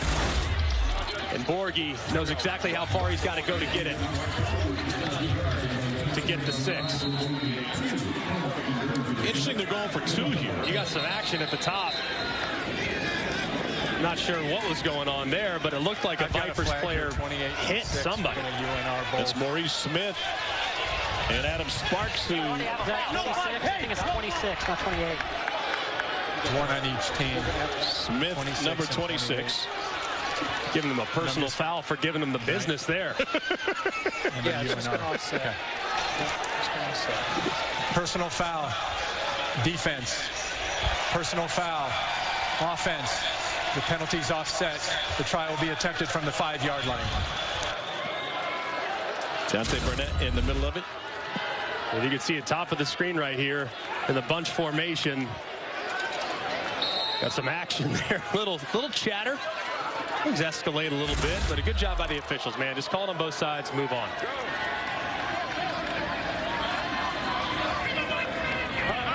Two-point attempt. And low coming out of Silver's hands. The lead is 7. Katie George, what do you got? I'm with Isaiah Williams here. Isaiah backs against the wall a little bit. What do you guys need to do to get some momentum going on offense? I think we're just making a couple adjustments. You know, J-Mac's playing a pretty good game. We're going to keep moving him up front, get the run game going, and then we'll go from there. Thanks for the time. Thank you. 10,967 here at TD-ECU Stadium in Houston, and they have seen a thriller going back and forth. We got some meat on the sideline. Max Borghi's with Cole. Max, you got that touchdown, and you love short yardage situations, don't you? Yeah, I mean, just got to rely on the line, and they did a great job blocking up front. A lot of people look at your stature, though. They would think you won't want the ball around the goal line, though. You feast on that. Wherever, man. I make plays all over the field. I don't care where it is. Thanks, Max. Thank you. Played in a similar offense playing at Washington State. The guy spent some time in a couple of camps, Colts, Broncos, and Steelers. He's an excellent player. It just sometimes, especially a running back, there's so many great running backs, and him being maybe the tiniest bit of a question mark, can he contribute on special teams outside of being a return man, is probably the big question. But my goodness, in this offense, he's a perfect setup and the perfect back for this style of attack. 19 unanswered points for Houston. 1:15 to go in the third quarter. The 9-part docuseries Player 54 gives you an all-access look at XFL players and coaches. Episode 6 is available now on ESPN Plus and looks at the Guardians' dramatic first win of the season against the Defenders. It came in Week 7.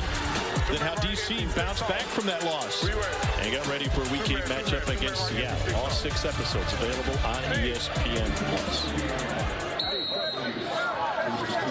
19 unanswered for Houston, as I mentioned. Pressure is on Jalen McClendon in Vegas now. Here you go.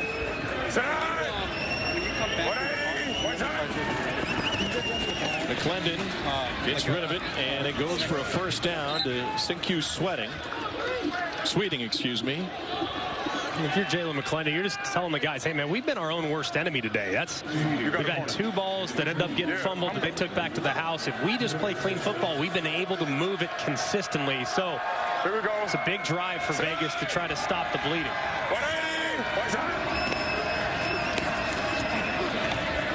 To the edge, and this is Geronimo Allison, and they're moving the ball again. Greg, live line right now, you could get Vegas plus 6.5. Do you take it? I would take it. I mean, they've been the more consistent team today. Now, Houston has all the momentum, but knowing how this thing is probably going to go down to the wire, I think getting just inside of a touchdown feels favorable. The total would be what I would be looking at right now.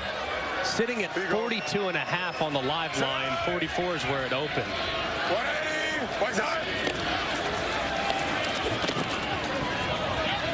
Another completion. This is Matthew Sexton. Matthew Sexton on the value buy. You can get Vegas at plus 400 if you think the 6.5 is good. Going to win the whole darn thing. Vegas led for most of 2.5 quarters. And now they trail by 7 as we head to the 4th quarter. Vipers Roughnecks returns after this message and a word from our ABC stations. Or in Arlington lost this weekend. Houston 5-0 against the division. Haven't won a game against North Division foes, which is where Vegas resides. Week 9 of 10, and only 2 teams have been eliminated from postseason possibilities to this point. That's 2nd and 3. McClendon chased down the pocket, and he goes down. Another sack for Houston. C.J. Brewer. Bad boys coming after him.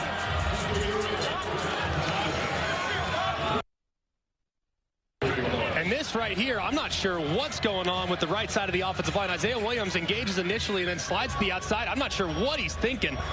Allowing a defensive tackle to breathe fire on your quarterback. I don't know if he thought the center was going to be going in that direction to help him out, but either way, miscommunication up front. There's absolutely nothing Jalen McClendon can do. 3rd sack of the game for the Roughnecks, and with the play clock approaching 0, Vegas has to use the timeout. So many little things have conspired against Rod Woodson's team over the course of this season. Last week, a fake field goal. The left was left incomplete, and today 2 key turnovers that led to Houston scores. And that's been the biggest key. I mean, Vegas has been so competitive, but way too many self-inflicted mistakes all season long, starting week 1. And you got to give credit, too, to Houston defensively. Right around the left-hand side is DeAndre Johnson. He strips the ball loose. Beckett grabs it, takes it to the house. But that wasn't the only play. A little bit later on, Ajay Harris engaged with Bryant to the outside. He strips the ball. And then right here, continuing to apply pressure up front and create negative plays against Vegas offensively.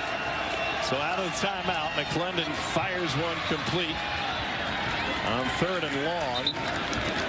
A good play there. I know it doesn't seem like much. I know ultimately you're going to come up short of converting that 3rd down conversion, but you now at least give your field goal kicker a chance. Nothing open downfield. Houston played very soft defensively. Take the underneath and allow the guy to catch and run to make this field goal a little more manageable from about what would have been a 53-yarder or so to now, or excuse me, a 63-yarder now to a 53-yarder. He was just wide on a 55-yarder at the end of the half. This one is plenty good. And so Vegas has made it a 4-point game. But a moment ago, they were getting 7.5. Early in the 4th quarter, we got a 4-point game in Houston.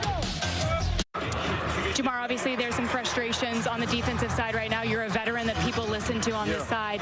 What kind of advice have you given them? Because there's still a lot of football to be played. Man, put our swagger jackets back on, man. You know, they only got 1 play on us.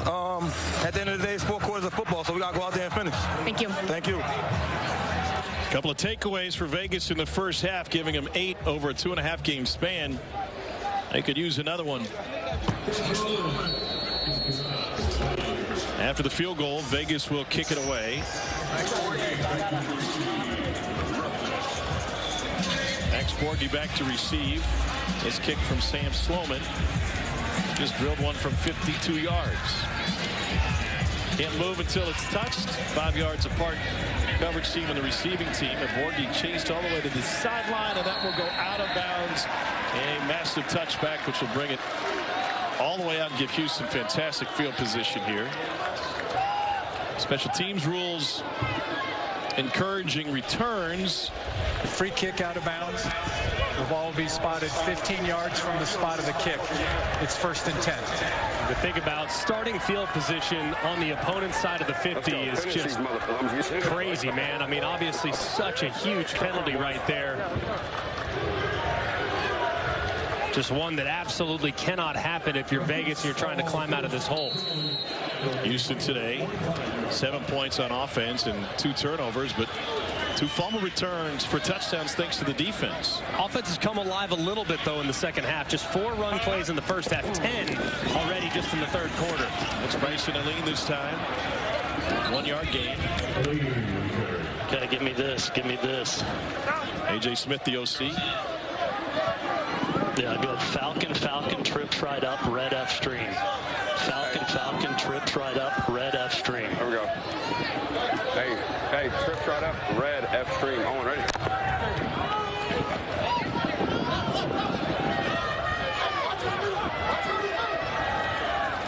Go! Watch the crack. Pressure coming. They got the Silvers and force an errant pass. Deontay Anderson, former Houston Cougar, in addition to playing at Ole Miss. He's unblocked off the left-hand side. He looks like he's covering the slot. Instead, he decides to blitz at the last minute. The offensive line isn't responsible for that guy with the edge presence. And he drops Silvers for a big hit. As a quarterback, how do you see that? You have to be able to anticipate it and understand, hey, man, if anything comes outside the left tackle, he's mine. Got to be looking at it and get rid of it quickly. They drop 8 this time. Silvers going deep over the middle into coverage and incomplete. Cedric Byrd, the intended receiver, he was surrounded by 3 white jerseys. And it's got to be a killer for the Houston Roughnecks. You get great field position, the plus 45-yard line, and you go 3 and out and only gain 2 yards in the process. It was well executed defensively by Vegas, bringing that pressure on 2nd down to get them behind the sticks. But, man, what a missed opportunity for the Roughnecks. Ray Sporter to punt it away. The Houston team started the season 4-0. They're just 1-3 in the second half of their season. That one checks up. And it's going to be a long field for Vegas. 11:32 to go in the 4th quarter. Vegas down 4. Week 9 of the XFL rolls on tonight. Prime time, ESPN2. Orlando is in San Antonio to take on Hines Ward's Brahmas. And the best team in the league, DC, is home against Arlington tomorrow at noon on ESPN. And Cause the Law in the Lou. Battlehawks in the Dome. And a must-win against Seattle, 3 o'clock on ESPN to close out your XFL weekend. I'll tell you what, that game Sunday afternoon, I mean, you could make a case it's the biggest game of the season up to this point in the XFL. Winner likely in the North Championship. Loser likely out of the playoffs, and those are definitely 2 of the 3 best teams in the league. Not on the same page with Vedette. The blitz was coming.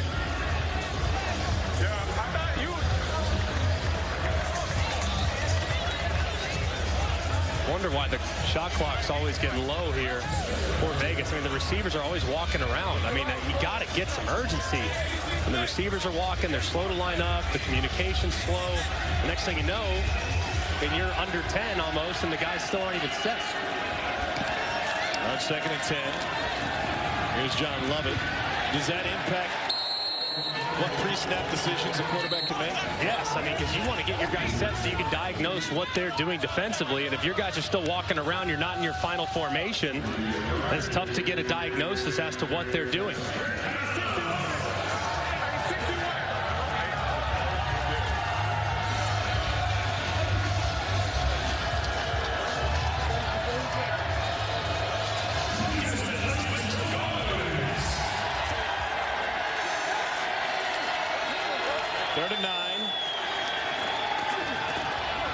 Incomplete.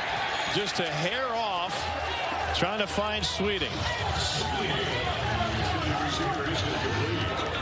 It was the right place to go with the football.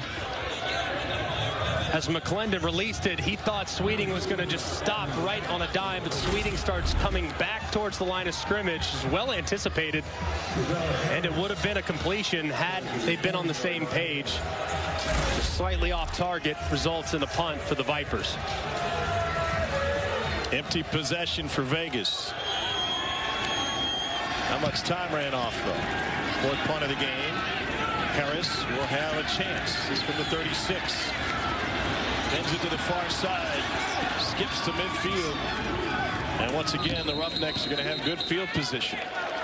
Houston is the site. The Roughnecks hoping to be home for the postseason to take care of Rod Woodson's team to get there. Vipers Roughnecks returns after this message and a word from our ABC stations. For the Vipers. I got no bodies left on special teams. I'm down to everybody's hurt. I know what I'm saying, so I'm going to let them kick it out and do what we have to do. You know what I mean? Charlie Eager, the special teams coach, sharing with Rod Woodson where they are from a personnel standpoint. And obviously these rosters small, just 45 players dressing on a week-to-week basis, and you have a few guys go down like Vegas has today. They are crazy thin, especially in the third phase, being the special teams units. Here's Max Borghi. And he slips through the first tackler. He's got a first down for Houston. And he's still on his feet inside the 15. What a run for Borghi. It goes for 36 yards, and they had him dead to rights multiple times. Just great effort by Borghi. Great cutback. Sees the field to the outside. Cuts back to his right. Runs through a couple of would-be tacklers until he's finally dropped inside the 15-yard line. Just a tremendous individual effort there by Borghi. Replaced in the backfield by Bryson Elleen now. Houston can put the stamp on this one. Elleen leads, and he's in! Roughnecks have extended their lead. 25 unanswered.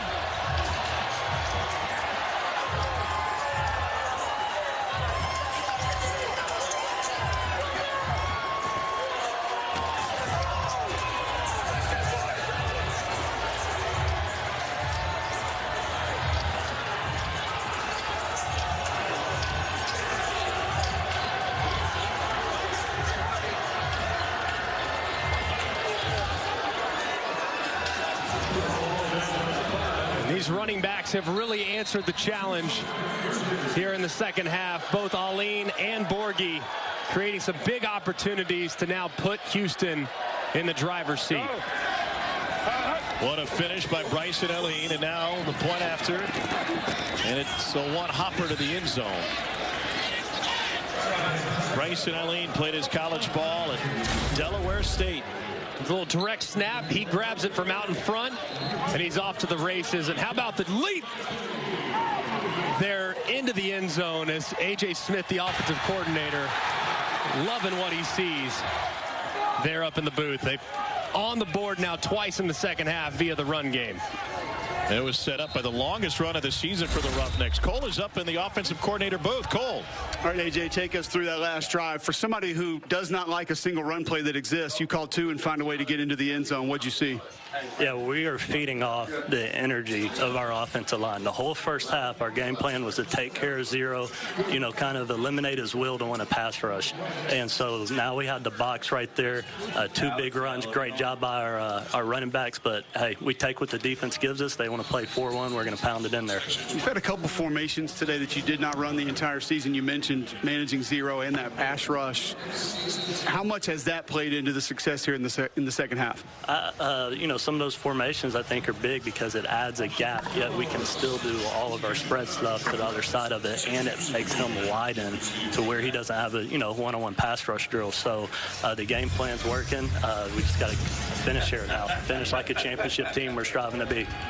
You know, it's interesting being up here in the booth with you. Number one, I learned just how soft you guys are because the air conditioning that you're sitting in here in the closed-in booth. And your man down here is giving you every play. He's sitting here handing you all the plays down here. This is Marvin Williams. He's one of my guys right here. We're up here. We see it. He does a fantastic job. He's reading when zeros in, zeros out. He's reading box. He's reading coverages. And we do this thing all together, me and him and our staff, Coach Andre, Estes, and Pardee. We're all calling out stuff, and we're doing this as a team and as a unit. And we're doing a great job. Felt like rhythm and timing wasn't really there early. You've been able to find it throughout the course of this game. Why has that been able to come on? Well, early we shot ourselves in the foot, but it was after those first two drives with the interception, the fumble. Yeah, the rhythm wasn't there. Maybe we get down, we try to pass a little too much instead of staying a little bit more balanced. And once we kind of reset in the half, man, our guys, just showed so much energy in that in that halftime, saying we're not going to quit, and that's what brought us back into getting in the rhythm here. Appreciate the time, Coach. And you can hear that Coach's booth celebrating another sack. It's John Daka. Fourth sack of the game for the Roughnecks. And back to the touchdown from Aline, though. You see just how much energy, as A.J. described it, not just from the offensive line, but the backs as well. They've been the most reliable pieces of this offense the last few weeks.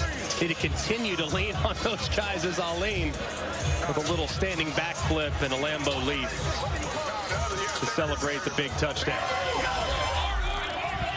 You were watching A.J. Smith celebrating it. My eyes went somewhere else. Get ready for your telestrator here, Greg, because I want you to circle this. Here's Sweeting. There's nowhere to go. Cole was in the booth getting ready for the interview. There you go, Cole. Little FaceTime. What is going on in there? Did he not like it? Did you like it? What was going on there, Cole? I don't know. It's probably on the elevator right now. See, let's all be honest with each other. That's right. Yeah. Vegas 0 for its last 6 on third down after starting the game 4 for 5. And that'll get it back on track to Sexton.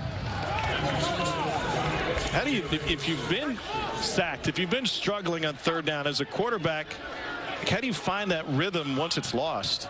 Because everything up to this point doesn't matter. And it's not the easiest thing, but as a quarterback, you have to have the shortest memory of anyone on the field. Now, corner would probably be second. Left tackle might be third, but you cannot allow previous plays to affect the upcoming play. So what you've done in the last several third downs shouldn't matter. They jumped. And he's going to go deep with a free play. And it's batted down. That's why quarterbacks make good golfers, right? Doesn't matter if you...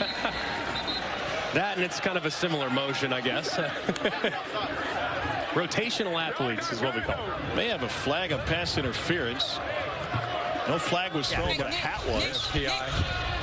Guy might have been out of bounds. NZI, 98. Yeah. And then I'm going to have defensive pass interference, number 31. Spot foul. At the spot right there. He'd already thrown his flag on the offsides. And 31. There are 2 fouls by the defense. In the neutral zone at the snap, defense number 98, that penalties decline. Pass interference, spot foul, automatic first down. That's a where's my play there by Jalen McClendon, recognizing that they were offsides, taking a shot, and the next thing you know, you get a big play out of it because of the DPI. Hey, Dean, I got a question. After an official has thrown a flag, he's out of flags, and he throws his hat. What comes next if you've got to throw a third? A bean bag. Now, I don't know how many people actually know that. They can throw their bean bag, then they got to go grab somebody from the stands and grab their hat. Yeah, so why don't you throw don't have a fourth next? option. Yeah, the shoe would work, perhaps. You throw Cole's bucket hat. That thing deserves to be thrown. Big hole for Lovett on the perimeter, and he is in. Touchdown, Vegas. John Lovett at a pinch state doing all the work on that one. And there was nobody home. Just a great job there. You see the pullers out in front. You make one guy miss and you're off to the races. Excellent adjustment. They hadn't really run that play up to this point. And they find the end zone and a big answer. And those that are holding tickets on the over at 43.5. You can go ahead and cash those, as this game is now over the total here in the fourth quarter. John Lovett taking over. Rod Smith out with an ankle injury. They're going to go for 2.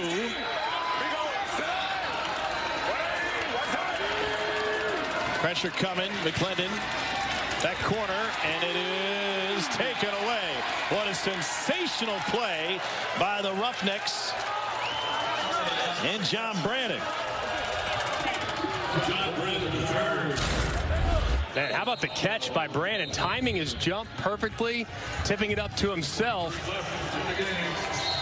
Amazing concentration. Of course, the elbow was down before he secured the catch. Either way, the attempt falls incomplete. Still a good answer, though, from Vegas. What's the live line telling us now? It's locked right now. You're going to have to give me a moment. This thing is all over the place. Caesars Sportsbook. I'm going to say loads. I think it's Houston minus 3.5. That's the guess. Okay. Houston was given 6.5 before the game. How about Houston minus 4.5? Essentially with 6:23 to play. Vegas going to get another score. They're plus 450 on the money line right now.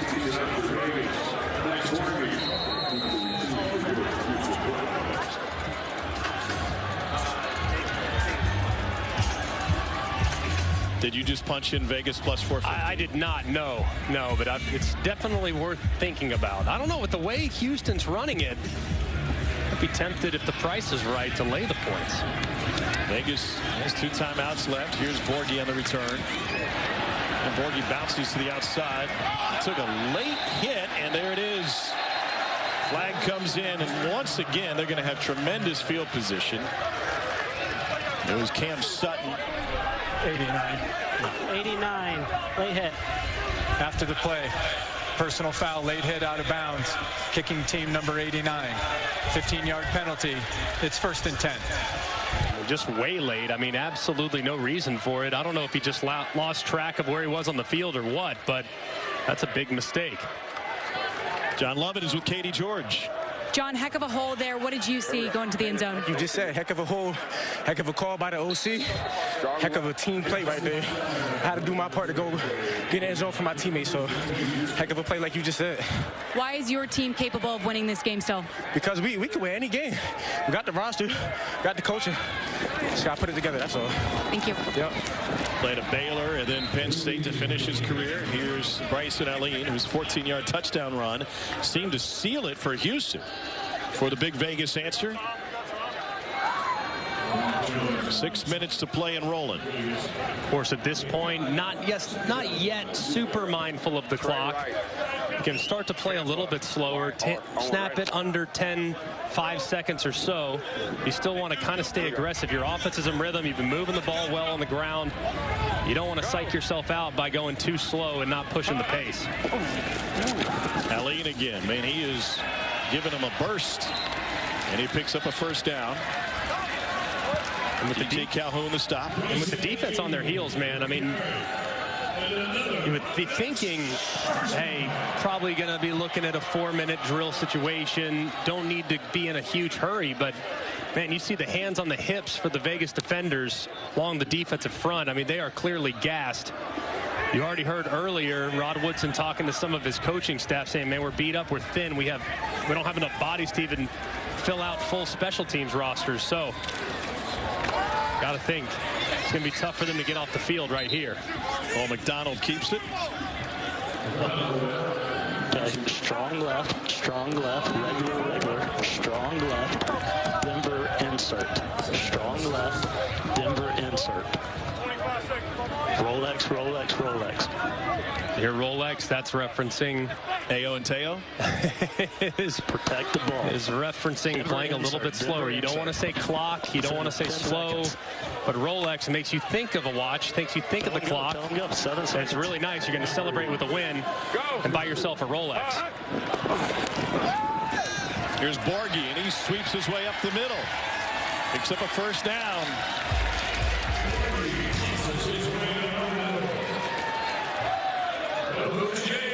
Houston can not only clinch the South Division title, but Wade Phillips can keep his team home in the postseason before the championship game in San Antonio. H5 Broncos punch. Here we go. Yo, Broncos, let's go. Just hold on to it. Hold on to it. There you go. Remind him. Hold on to it. Double over the ball. One thing that gets him back in the game right here is a fumble. Morgan took a lick. Maurice Smith delivered it. We got a flag after. Gonna get a late hit on Maurice Smith, or might get leading with the crown of the helmet on a. So after the play, at the end of the play. Go slow here. What do we got here? We have a dead ball personal foul by 0 of the defense stomping on the player that was on the ground. Tamoa Penu. No, there's no stop. He's just walking. No, okay, there is no foul on the play. There is no foul on the play. It's second down. I love the fact. Listen, Coach, you got to be careful. He cannot stomp down on him. He stepped over him. Dean said he didn't touch him when he stomped down. So how do you know he meant to do that on purpose? How do you know that's a perception penalty? That's a perception. When you ain't never play ball, that's a perception penalty. That's a perception penalty. I love the fact that Dean Blandino can correct it with no time lost. Absolutely. So quick, so efficient. Wish it would be adopted at all levels of ball. On 2nd and 9, Aline. And his helmet ripped off. And that'll bring multiple flags. Personal foul.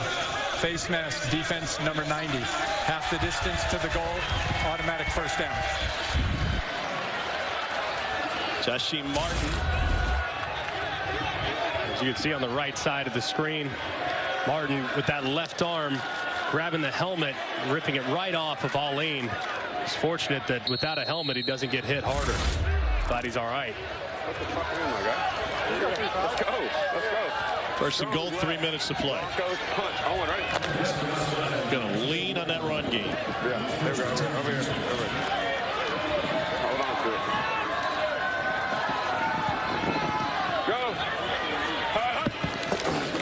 Jeremy Cox with his first opportunity at running back.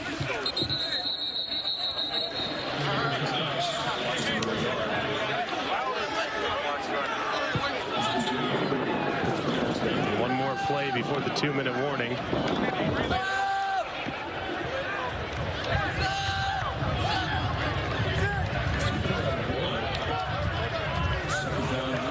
Second and goal.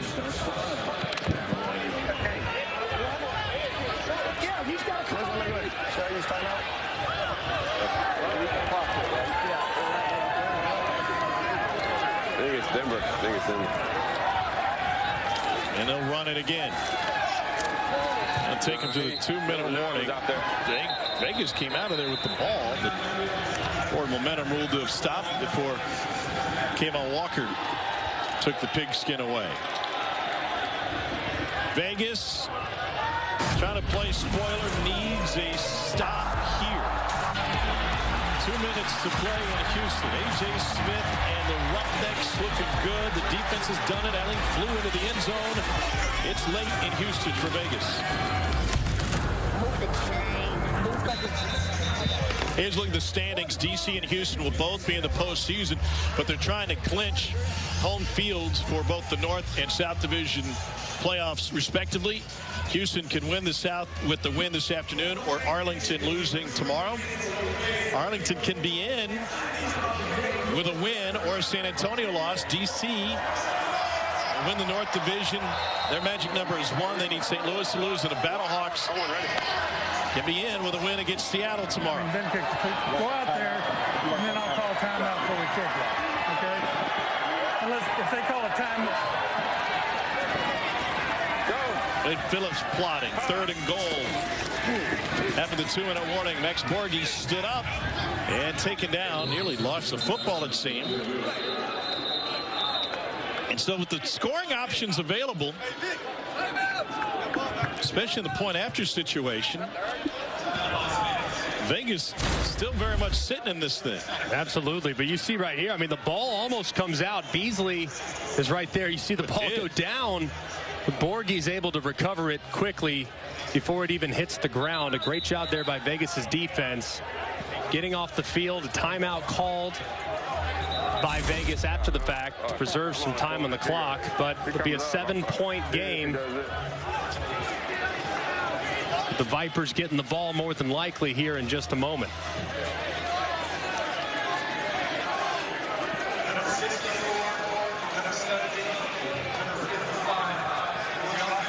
Austin Jones just joined this team 2 weeks ago. He's 5 of 6 on the season.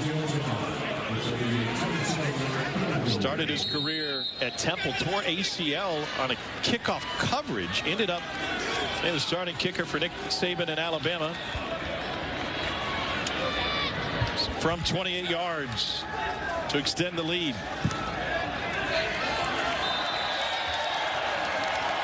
And he punches it through.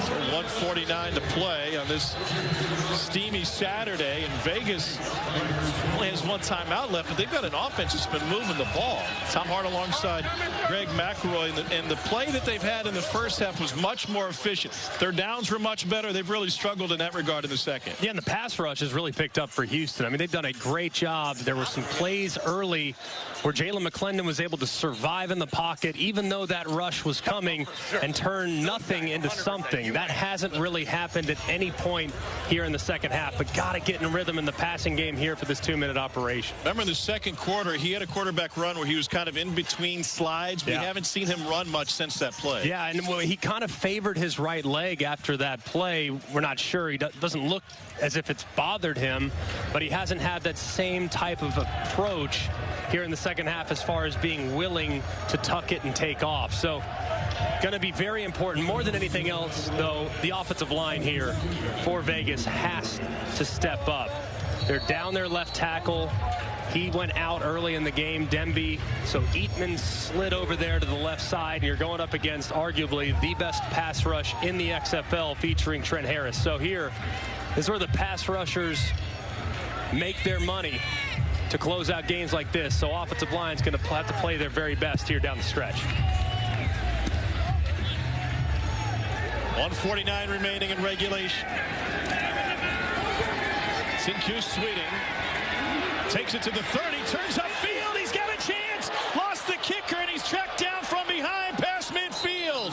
There's a flag down back at the 36-yard line. Jim, what's that flag? Serious. Every call she's made is going against number. I've got a hold here. Number 8. 8. During the return, holding receiving team number 8. 10-yard penalty from the spot of the foul. It's 1st and 10. And so the 53-yard return coming back. They got Lovett for a hold.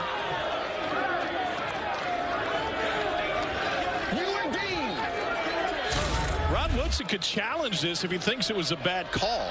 He's got a challenge available to challenge anything. Yeah, he can. On the left side of the screen right here, you see Lovett. And it doesn't look like a hold unless it happened a little earlier. You see that left hand. It does look like he's grabbing the jersey just a touch. If I'm Rod Woodson, I'd challenge it. What do you have to lose outside of the timeout? And at this point, with the clock stopping after every first down, I mean, you can live knowing that you need a touchdown more than anything else. So 1:39 to play.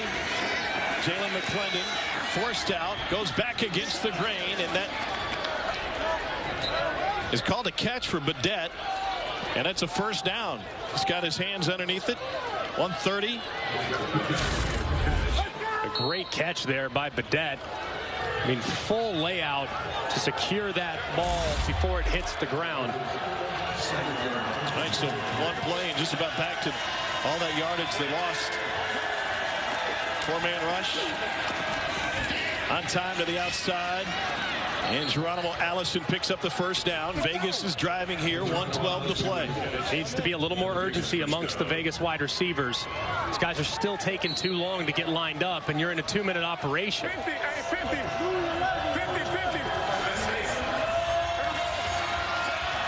Approach the 1-minute mark, down 7. McClendon crossing route, and that's good. But the clock will roll. Badette with the catch and a little extra work between Tavante Beckett and Badette. You're wasting time if you're engaging in any type of chatter at this point. Got to hurry. 40 seconds and rolling.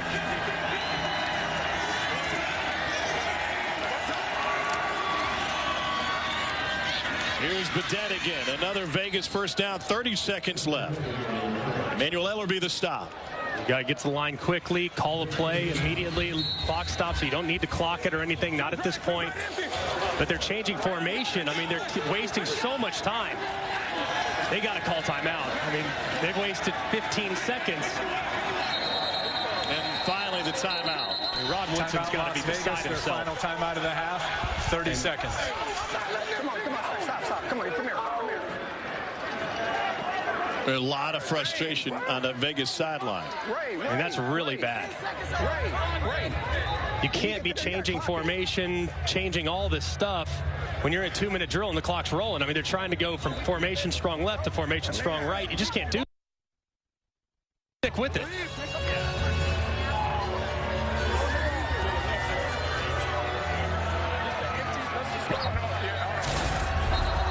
We got to line up. I know you hurting. We got to line up, though. If you don't know, just ask me to stay with Joe. That's a killer, too, because it really cost them 15 seconds, and they didn't even get a playoff. Right. From the 27-yard line.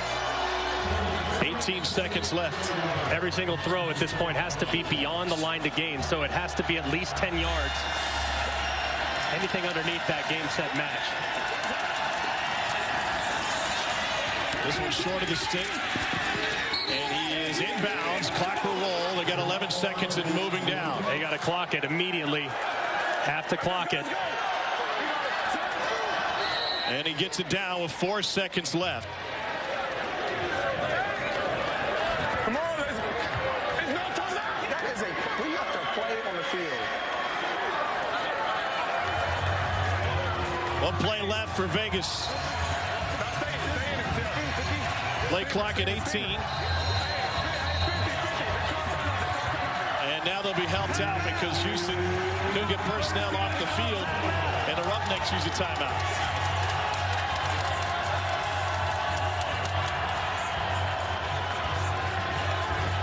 Roughnecks, with a win, will be home for the South Division Championship in 2 weeks. Be quiet, listen. Hey, come here. Everybody, come here. Hey, we're going to bring pressure. All right, we're going to bring pressure. So you want to get your handshake. Yeah, to what's the name side, though? Smash, I guess, White out. Now, go flood the outside. Go flood the outside. Yeah, out of 3 receivers. Outside receivers. Let's go. Y'all good? Yeah, corner post.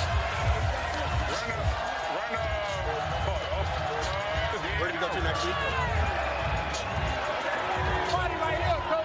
4 seconds left in regulation. You got to be prepared for pressure. So if they can overload your protection, you're done.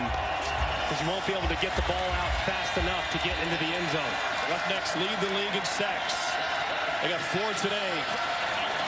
Here comes pressure from the edge. McClendon goes in zone. It is incomplete. Off the hands of Matthew Sexton, and Houston will be home for the postseason.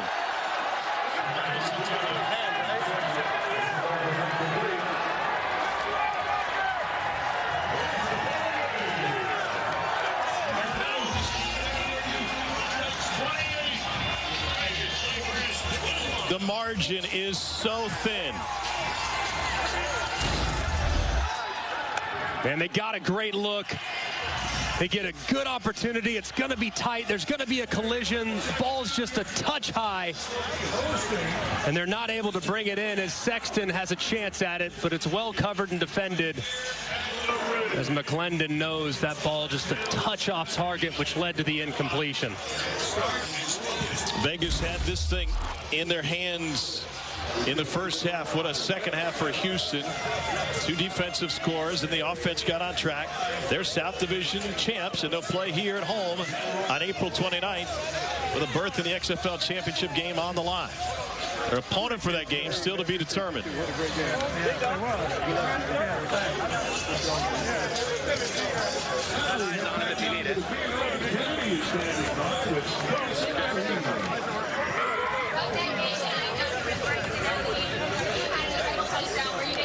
Ron Woodson and Wade Phillips in midfield.